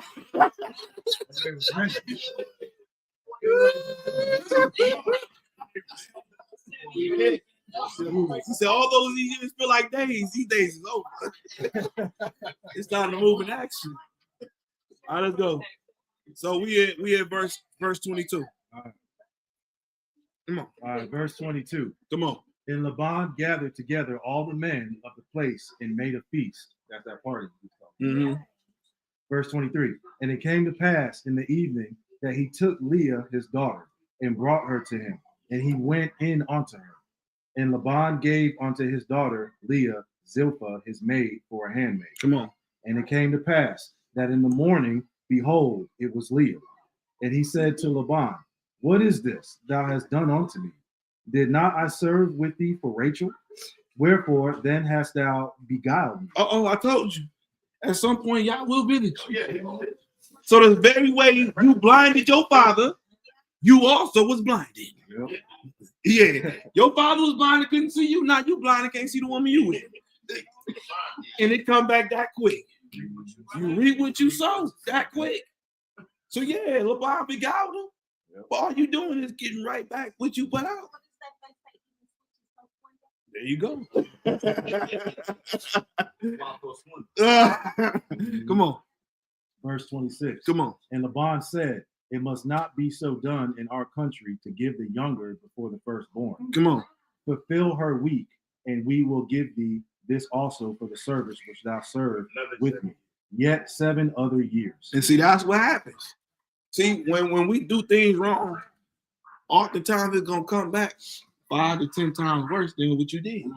Just like they tell you in the law about correct me if I'm wrong, when your animal attacks your neighbor's animal, you got to give him 5 times more than what you had taken from him. You always, so now what you did, your father came back 7 times more. So you did 7 years just to serve another 7 years. As a matter of fact, we're gonna see later on, he did another 6 years just for some cattle. So the contract constantly got extended. Come on. Verse 28. And Jacob did so and fulfilled her week, and he gave him Rachel, his daughter, to wife also. And Laban gave to Rachel, his daughter, Bilhah, his handmaid. Hop the chapter 30, verse 25. We starting to see the nature of Jacob. Is it a little bit more humane for you with Jacob? Yeah. But we starting to see these little things that can catch up to us at some point.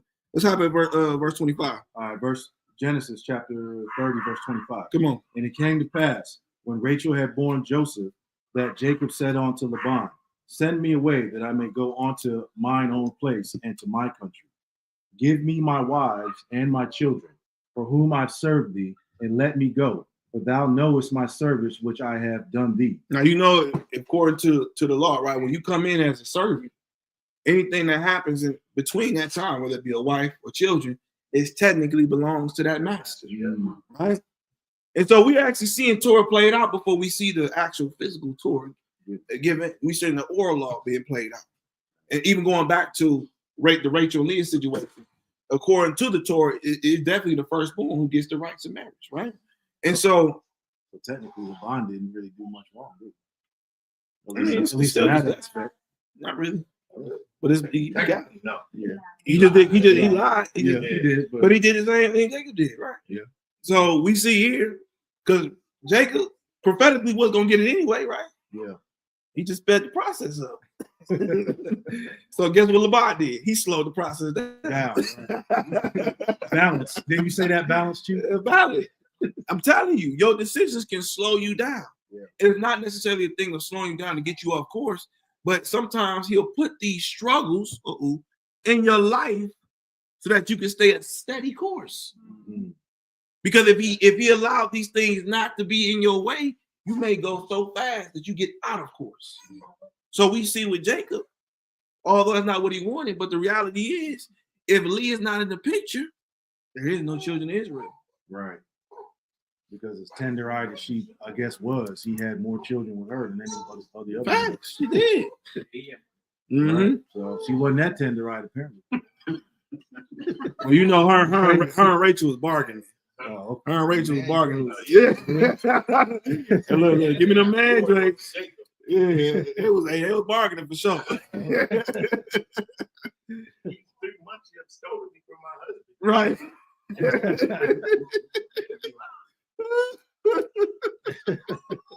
Come on, verse 26. no, I think it was on 27. 27. Okay, go ahead. Yeah.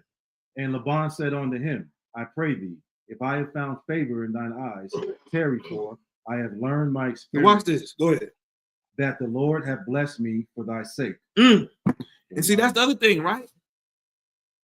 While we on our journey, do you realize people, you may receive blessing just because there are certain people in your presence? That it may not necessarily be you, but because they've been supplanted in your life at that time, their oil can spill over on you. And you start to reap. You start to reap from their blessings. And this is why, a side note, we got to also be careful who we put our mouth on in our midst. Because you never know. Your life may actually be saved because they're in your presence. You actually may be getting more of a covering than you deserve because they're in your presence. Just look at how Israel, us being Israel, has enriched this country. That's exactly where I'm going to go. Because that's the reason I believe that's why the judgment probably ain't came on America yet. Right. Going back to what's her name? Celestial, right? Oh yeah. Right? And she talked about, her that little situation, but she came back and said there was prayers that reached the heavens, right? As to why that slowed, not stop, but slowed the judgment down. Right. Just as Abraham interceded. Right. The reason that judgment slowed down because of Abraham. Right. See that? So we have to be careful. Even in this situation, Laban, he was doing wrong, but he also realized that the reason that I am being blessed is because you're here. Right away. But he did it wrong, and by extending that contract, he didn't keep his word. And we'll see later on that he also will reap what he sowed too. The cycle don't stop. Although you may be the one getting done wrong, the one who doing you wrong at some point will get it back too. Keep on. Verse 28. And he said, appoint me thy wages, and I will give it. Come on. And he said unto him, thou knowest how I've served thee, and how thy cattle was with me. For it was little which thou hast before I came, and it is now increased into a multitude. Come on. And the Lord hath blessed thee since my coming. Come on. And now when shall I provide for my own house also? Come on. And he said, what shall I give thee? And Jacob said, thou shalt not give me anything. If thou wilt do this thing for me, I will again feed and keep thy flock. Come on. I will pass through all thy flock today, and removing from thence all the speckled and spotted cattle. Now you know Jacob's ready to get up out of there. Yeah. He willing to take the blemished animals just to get up out of there. Come on. and all the brown cattle among the sheep, Come on. and the spotted and speckled among the goats. Come on. And of such shall be my hire. Come on. So shall my righteousness answer for me in time to come. Come on. When it shall come for mine own hire before thy face. Come on. Everyone that is not speckled and spotted among the goats and brown among the sheep shall be counted stolen with me. Come on. And Laban said, Behold, I would it might be according to thy word. Now watch this. Again, Jacob is very calculated. So he said, look, this is what I do. I'll give you all the good ones. I'll take the spotted. I'll take the ones with spots and blemishes. I'll take all that. Just make sure you keep your end of the bargain this time. So Laban agrees with it. So watch how something Jacob can be. Come on. And he removed that day the he goats that were ring-straken and spotted. Come on. And all the she goats that were speckled and spotted. Come on. And every one that had some white in it. And all the brown among the sheep, and gave them into the hand of his sons. Now I want y'all to really, as we go into this, Jacob really is that supplanter. He gonna get his. He's gonna get his. He's very crafty. And he knows what he's doing before he speaks. He's a very calculated man. So when he's telling Laban this, he already got in his mind what he about to do to make sure that he's gonna leave with great substance. Come on. And he set 3 days' journey, bewitched himself. Betwixt himself. We don't bewitch, bro. and Jacob fed the rest of Laban's flock. Come on. And Jacob took him rods of green poplar and of the hazel of the chestnut tree, and piled white straights in them, and made the white appear which was in the rod. So this is interesting. I looked this up. Yeah, no, here's the crazy thing. I looked this up, right? I'm like, why would he do this? It's the first time I really looked at it. Like, what was the purpose of this? And I found out that they had believed if you put certain shapes or colors, and so y'all know in our culture how we got this little myth, like if you in a certain position, then you could have either boy or girl. In their culture, they believed if you put certain shapes or colors in front of certain animals, that you can birth the type of animal that you want. So he's thinking scientifically. If I, like you said, genetically modify their sight, they will produce exactly what I need. I need y'all to understand how calculated this man was. That he understood even science on an agricultural level, on a level of shepherding animals, that he knew actually how to produce the animals that he wanted. So we could say this is a very ambitious man, and really almost to a degree, almost a soul-driven man. That our fathers have done that we don't give that back. We have patents on that got stolen from us. Yes. Multi-trillionaire. Even the science of compost. It's a black man. So we're seeing even with Jacob, because this actually is a practice they still do today. That they'll mix certain foods in the food of the animals, or they'll put certain colors around it, even to this very day. And they believe that they can actually produce certain animals based upon these things. So this is still being played out. We're seeing Jacob really become a scientist when it comes to the nature of procreation. God told Jacob to do that. God told Jacob to do that so that the animals could change. Oh yeah, absolutely. Everything's from divine, everything from above, everything. But what I'm pointing out is that this is how wise our people was. Like, we were very self-sufficient in their nature. And with Jacob having this ambition, he knew exactly where he was going to go with it. He knew exactly how he's going to come out of this situation. Because he was at that point, even as all of us as men, at some point we want to establish our own, whether that be an entrepreneur, whether that want to have your own home, you don't want to rent no more. At some point, all men want to get to a point of what? Ownership, dominion, authority, right? Because that was our whole purpose and design in the beginning, was to have dominion over all things. And Laban wasn't trying to free him to have that right. Let's keep going. Verse 38. And he set the rods which he had piled before the flocks in the gutters, in the watering troughs, when the flocks came to drink, that they should conceive when they came to drink. Come on. And the flocks conceived before the rods, and brought forth cattle, ring-straken, speckled, and spotted. And Jacob did separate the lambs, and set the faces of the flocks toward the ring-straken, and all the ground in the flock of Laban. Come on. And he put his own flocks by themselves, and put them not unto Laban's cattle. Come on. And it came to pass, whensoever the stronger cattle did conceive, that Jacob laid the rods before the eyes of the cattle in the gutters, that they might conceive among the rods. Come on. But when the cattle were feeble, he put them not in. So the feebler were Laban's, and the stronger Jacob's. Come on. And the man increased exceedingly, and had much cattle, and maidservants, and men servants, and camels, and asses. So you see, he's doing all this even as he's a servant unto Laban. So he came out with great increase. And if you really want to see, this almost prophetic of how Egypt tried to do us, create more tasks for us to do. And then because of their wrongdoings, the children of Israel also came out with great substance. See that? Let's go to Genesis chapter 31. So now we're about to start going to the divine revelations of Jacob. Verse 1. All right, Genesis 31:1. Come on. And he heard the words of Laban's sons, saying, Jacob hath taken away all that was our father's, and of that which was our father's hath he gotten all this glory. Come on. And Jacob beheld the countenance of Laban, Come on. and behold, it was not toward him as before. And the Lord said unto Jacob, return unto the land of thy fathers, and to thy kindred, and I will be with thee. So now y'all about to start pulling him away from that environment. Now it's time for you to start really walking with me now. You done got great stuff and you established yourself as a man. You've been under your father, and now you've been under your uncle. Now it's time for you to naturally come under my wing and start to walk divinely according to what you're called. Come on.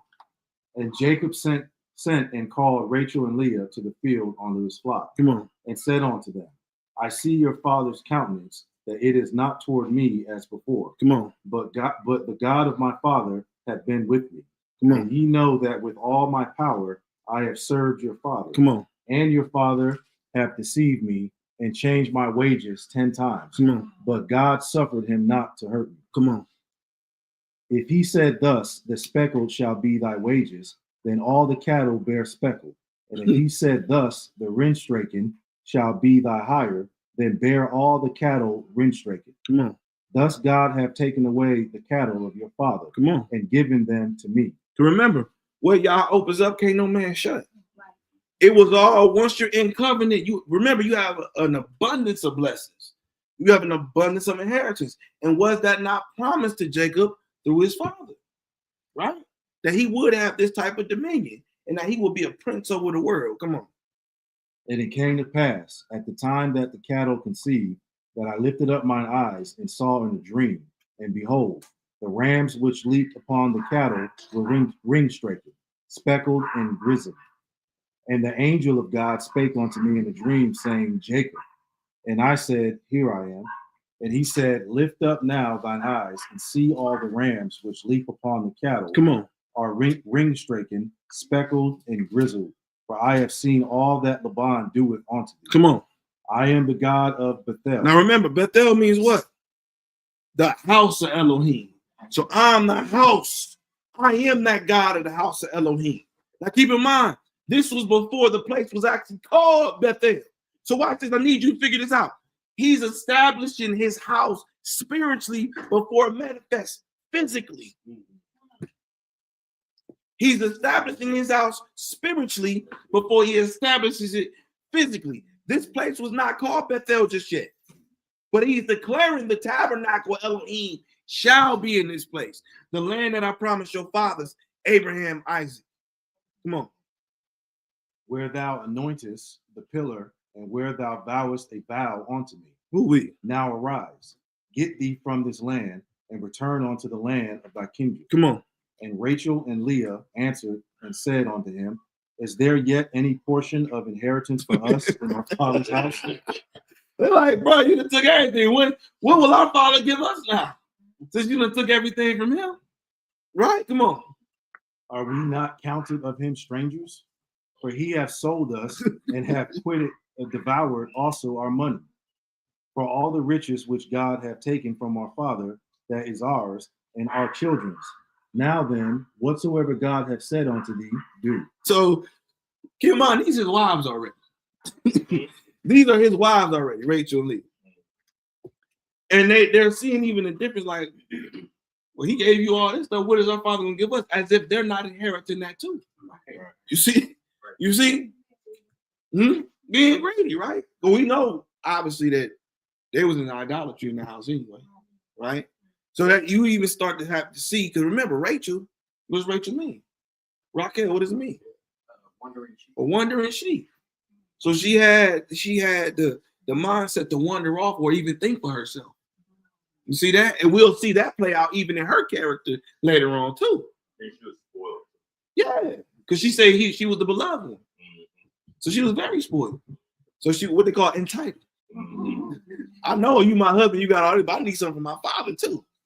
She done sold us all, so I need something. I need something for that. Let's go to so now let's start to really go into the conversion. We ain't got that much longer, y'all. Let's go to Genesis chapter 22. So we're seeing thus far, I'm sorry, 32. We're seeing thus far the nature of Yaaqob, right? And really the ambition and the calculation that he had as a man, and really his wisdom, his natural knowledge of really working to establish himself. He was a man that wanted to establish his own. Obviously, he was at the point of Levi. I need that. I need to go get established my own house, my own wife, my own children, my own cattle. I've been here too long serving you. 20 years have I served you. I've given 20 years of my life to you. It's time for me to establish my own. So now we're starting to see him walk with Yah, right? He's having his struggle and he's wrestling with his natural self, but now we're going to start seeing the conversion of him wrestling with God. Verse 24.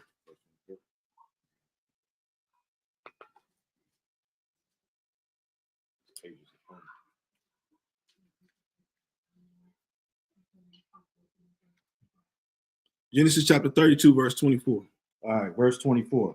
And Jacob was left alone, and there wrestled a man with him until the breaking of the day. I'm gonna start right there. Start at no, you can start right there. So it said, and Jacob was left alone, and there wrestled a man with him until the break of day. So why would Jacob wrestle this man to the break of day? He was wrestling this man for all night. Huh? He knew what he wanted. He knew how to get it. Because remember, Jacob, he also means to fight, to wrestle, to grapple with. So he's stepping into his nature according to what he's called. Right. But what can we extract more importantly? That Jacob was good at fighting for what he wants by the flesh, naturally. But now he's about to step into a divine moment where this is something that you can't get, oh my God, by natural strength. And where you have been contingent naturally on your own strength, now I'm about to teach you how to contend with God. Come on, let's keep going. Verse 25.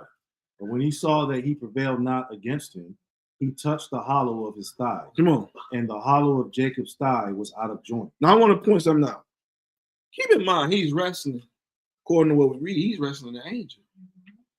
Jacob had to have some divine strength. But we knew that from the womb. How are you that strong as a baby grabbing somebody's heel? So there had to be a certain nature, although he was a man of the tent, he was also a man of divine strength. That even a very angel, I believe it tell you in Hosea, that he actually overpowered the angel. Come on. Because remember, Israel also shall what? Judge angels. He's showing the strength right now that he even has power over angels. Oh my God. Come on, talk to me. And he was so strong that the angel had to dislocate his hip. Right? And there's a point to this too, right? Because he's using his natural divine strength, and yet this moment happens, and there's something that Jacob should learn out of this. Let's keep going. Verse 26. And he said, let me go, for the day breaketh. And he said, I will not let thee go, except thou bless me. So you see that he has this magnificent zeal. That what I want, and we're seeing his character. Why? The minute he saw Rachel, he hopped up for it. Huh? He hopped up for it. The minute he wanted her so bad that even though he got deceived, he's willing to serve another 7 years. Huh? We see how he wanted to fatten up his own animals, right? We're seeing the ambition and the tenacity of Jacob, right? But just because you have tenacity and just because you have knowledge and ambition does not mean it's according to the knowledge of God. And that does not always mean you out of alignment. Sometimes that's where Yah is to tweak you a little bit. And he may put something that's struggling in your life to help remind you. Elder often tells us, right, that sometimes he'll leave something in your life that you remember that he is Yah. Because it's only Yah that can get you over that, or that will keep you prevailing, watch this, and overcoming that problem.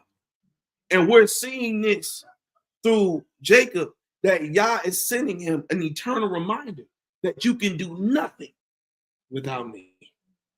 Nothing. And so we see actually Yah slow him totally down.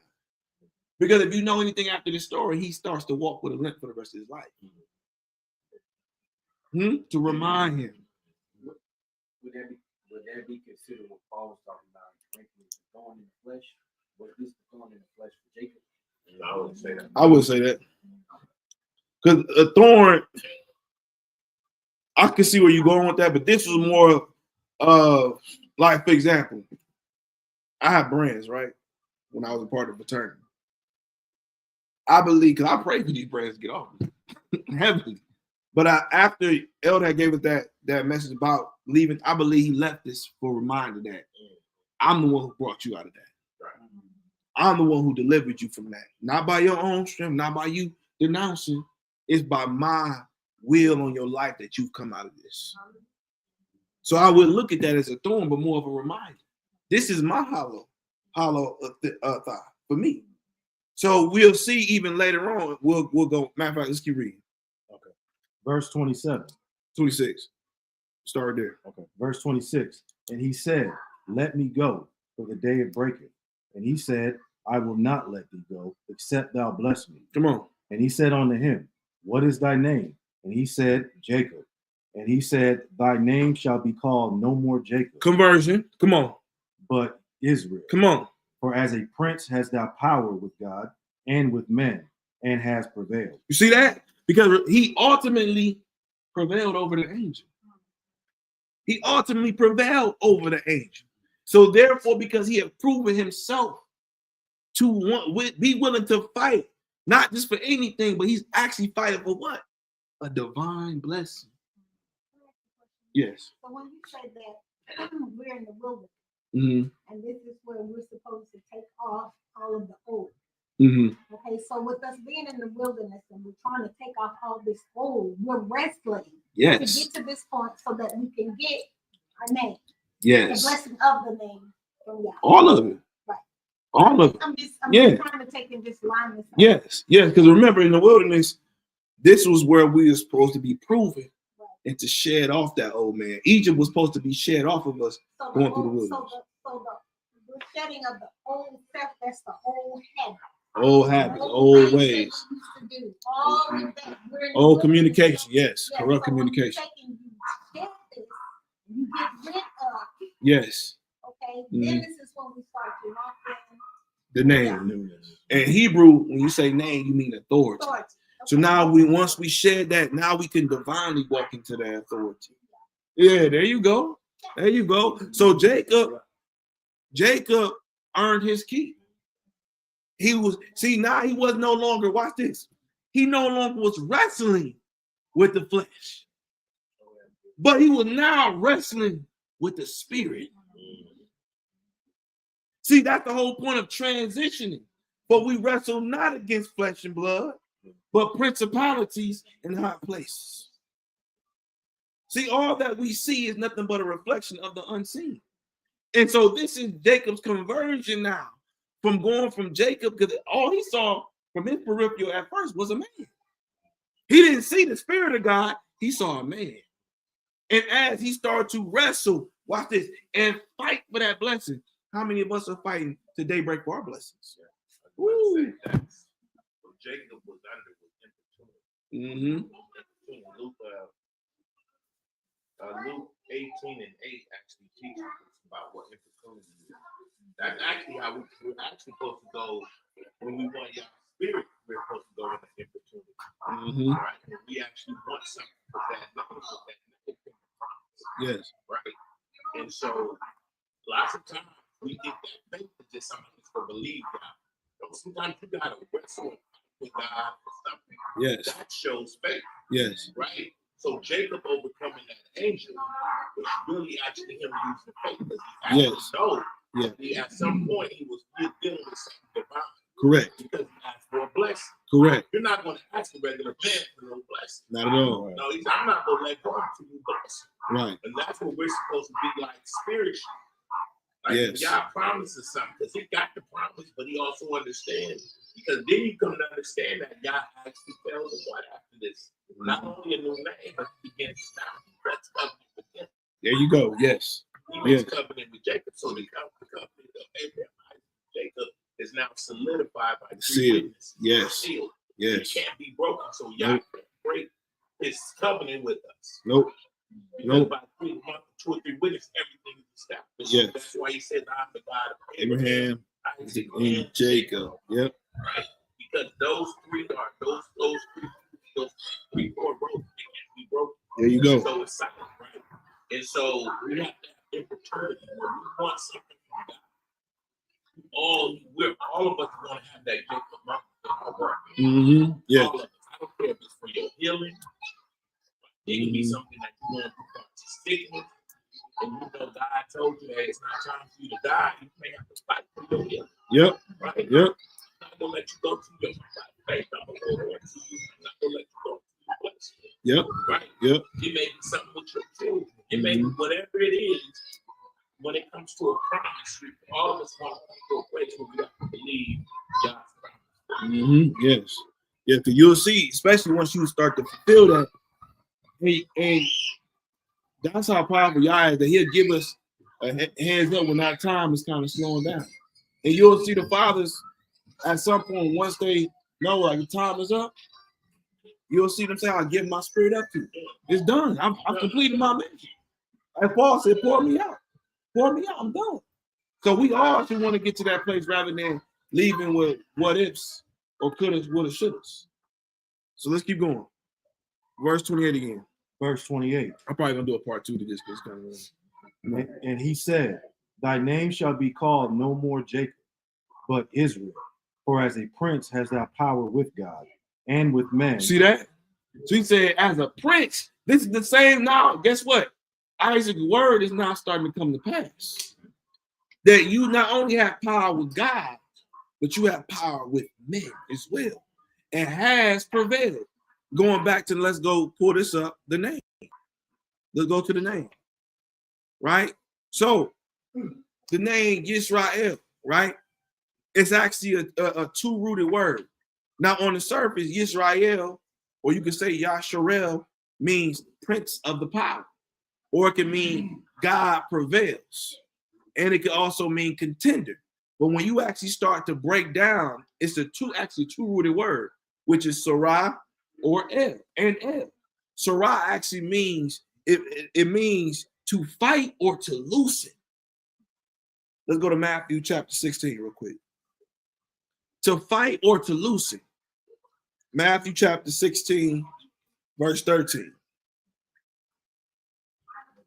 This is Matthew chapter 16, verse 13. Come on. When Yeshua came into the coast of Caesarea Philippia, he asked his disciples, saying, whom do men say that I, the Son of Man, am? Come on. And they said, some say that thou art John the Baptist, some say Elias, Come on. and others Jeremiah, Come on. or one of the prophets. He saith unto them, but whom say ye that I am?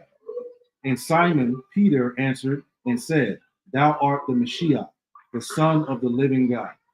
And Yeshua answered and said unto him, blessed art thou, Simon Bar-Jonah, for flesh and blood have not revealed it unto thee. So this cannot be a thing where you discern and see these things. Only flesh and blood can't understand these things. Flesh and blood can't see these things. But what? but my Father which is in heaven. Come on. Meaning he was in covenant. He was in perfect unity with the Father to even understand who Yeshua was. Come on. And I say also unto thee, Watch this. that thou art Peter, and upon this rock I will build my church. I will build my what? My church. My church also meaning my house. Huh? What house? The house of Elohim. The Bethel. The very house he told Jacob, call this place Bethel. For this is where I will establish my word, and this is the place I will put my name in. Come on. And the gates of hell shall not prevail against And the gates of hell shall not prevail, which means what? Yisrael or Yeshua. For in his name he shall prevail. Because you can't say the name Israel without saying El. You see that? And this is why you can't remove the children of Israel and think you can actually go past the children of Israel. The children of Israel is very prophetically profound when it comes to establishing the kingdom of Yah on earth. And because he gave his word to our three patriarchs, the kingdom must be established with the children of Israel. Come on. And I will give unto thee Watch this. the keys of the kingdom of heaven. Come on. And whatsoever thou shalt bind on earth Thou shalt what? Shall be bind in heaven. Shall be bind in heaven. Come on.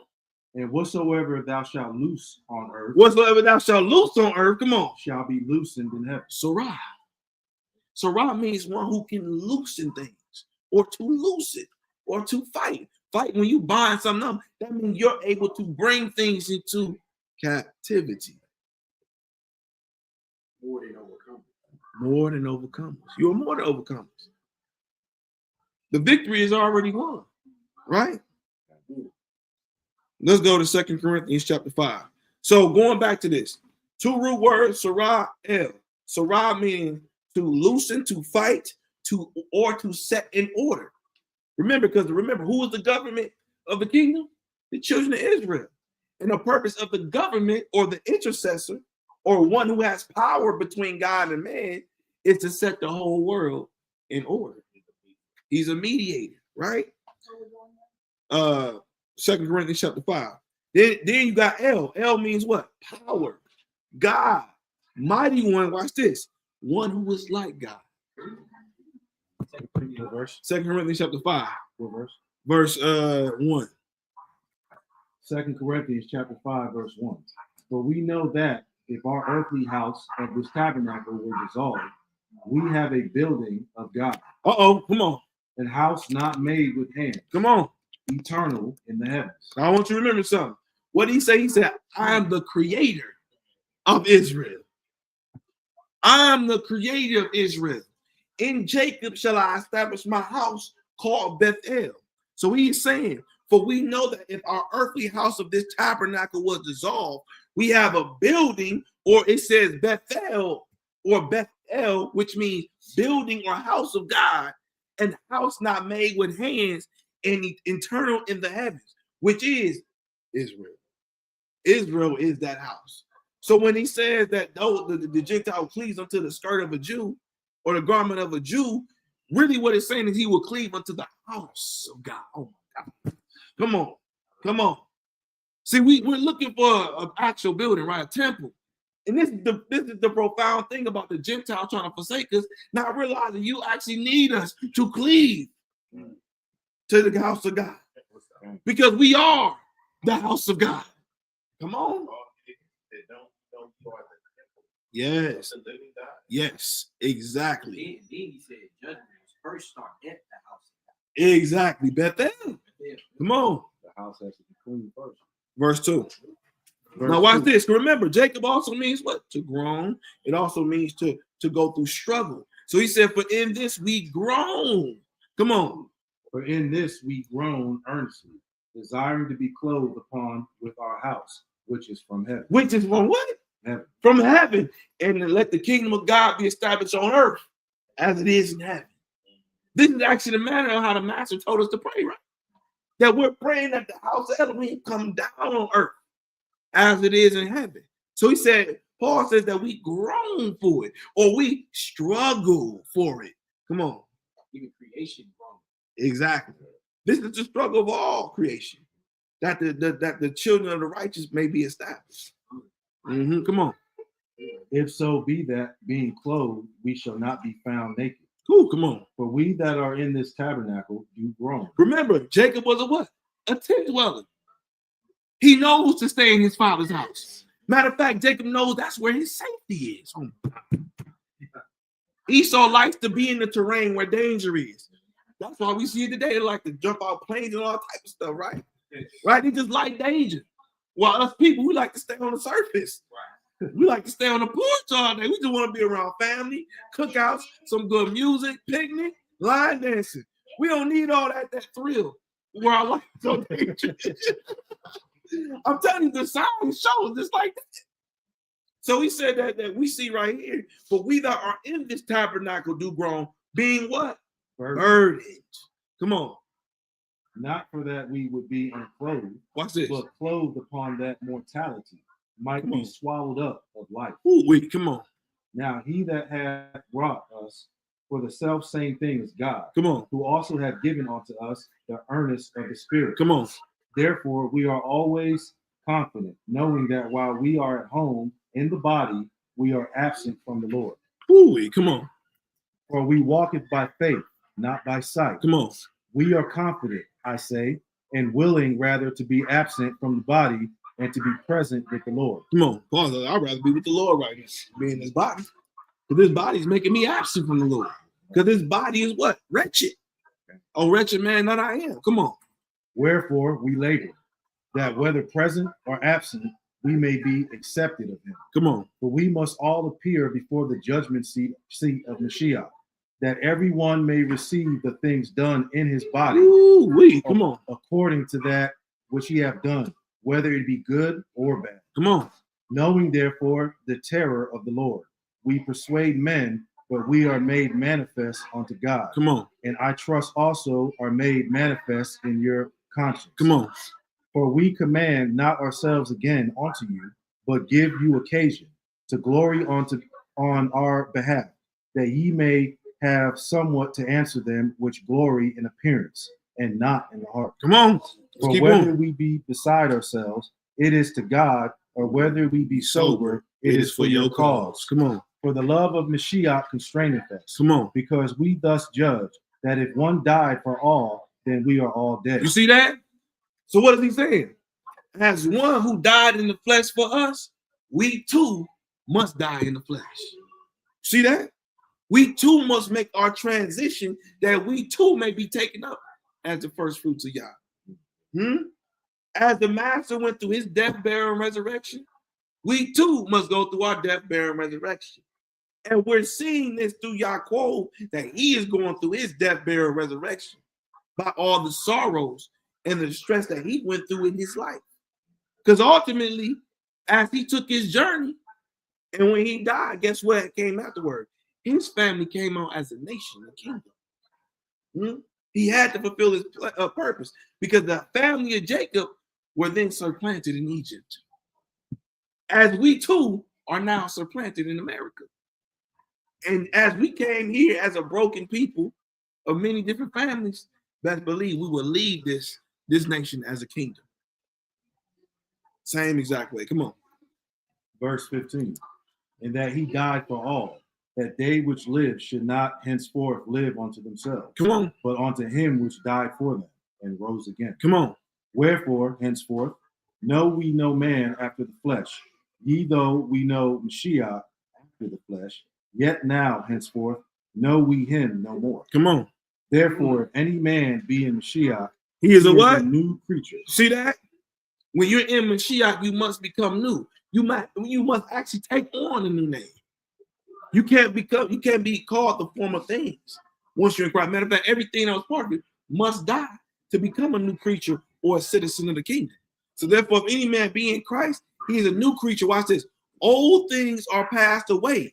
Behold, all things are become new. So when you take on a new name, it is a signet that you are becoming something transformative and new. Come on. Verse 18. And all things are of God, who have reconciled us unto himself by Yeshua HaMashiach, Come on, watch this. and have given to us the ministry of reconciliation. Now watch this. Watch this. The whole purpose of somebody playing a mediator is to do what? To reconcile both parties. So when we have actually the power between God and man, we too have the power to reconcile humanity back to God. That's what Romans 11 said. Romans 11, yes. Regathering them. What shall be the regathering of them? The life from the dead. The life from the dead. This is actually the sole purpose of the nation of Israel, is to reconcile the world back to Yah. But you can't do that in your carnal flesh. Israel. Get them right first. Us back into Yah, so Yah can, because there's a protocol. Yes. Yah wants first. He said, first to the Jew first, And then to the Greek. then to the Greek. Yep.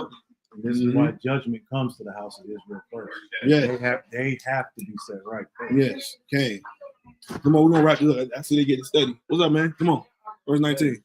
Verse What's up, 19. man? Stay right there. To wit, that God was in Mashiach, reconciling the world unto himself, See that? Come on. not in putting their trespasses unto them, and have committed unto us The word of reconciliation. Because remember, the law and statutes and judgment was given to who? Israel. He said, Jacob have I given my law, and I've given my statutes and judgments to Israel. So it's our job even to teach the world the ways of reconciliation by the word. Come on. Now then, we are ambassadors for Mashiach. We are what? Ambassadors for Mashiach. Come on. As though God did beseech you by us. Come on. We pray you in Mashiach. Come on. In Mashiach's stead, Be ye reconciled to God. Last verse. Come on. For he hath made him to be sin for us, who knew no sin, that we might be made the righteousness of God in him. So we're going to start right there. I have some more. We can probably have to do a part 2. But this is what the conversion from being Yaaqob to Israel is. You about to be out? Yeah. All right. Just give me a call. All right, man. Happy birthday, man. Yeah. Happy born day, man.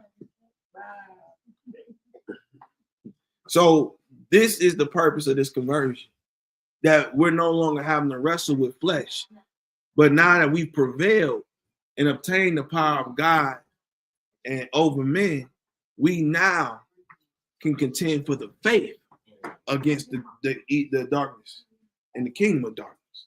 Hallelujah. That is the whole purpose. The whole purpose of why we go through these initiations or we go through these jobs or whatever is to actually train us to be ambassadors of Christ so that we can do our true primary job, which is to be the government of the kingdom of Yah. So I'm saying all this to say whatever you're going through in your life, believe it or not, it's part of your training. It's part of your actual training. So when he's called you to make that transformation, you've got enough experience naturally behind your belt to transfer that which you knew natural into that which is spiritual. So we see Cape at one point was actually called Simon. At some point he called Simon Peter. Then he transitioned to just Peter. So exactly. So we all are called to go through this transformation. And we're actually all in this transformation right now. So be attentive to your process, be aware of your process, and be discerning of your process. Because all of this is for your good. I promise you. Even if you're not in the best position in the world and you feel like life sucks, it's actually part of the transition. Because watch this. Even as Jacob was going through all that hell, somehow Laban still became blessed in it. You see that? So with that being said, for the live, we are going to do a part 2 on this. I hope y'all enjoyed the lesson. And with that, we say shalom, shalom. Shalom, shalom.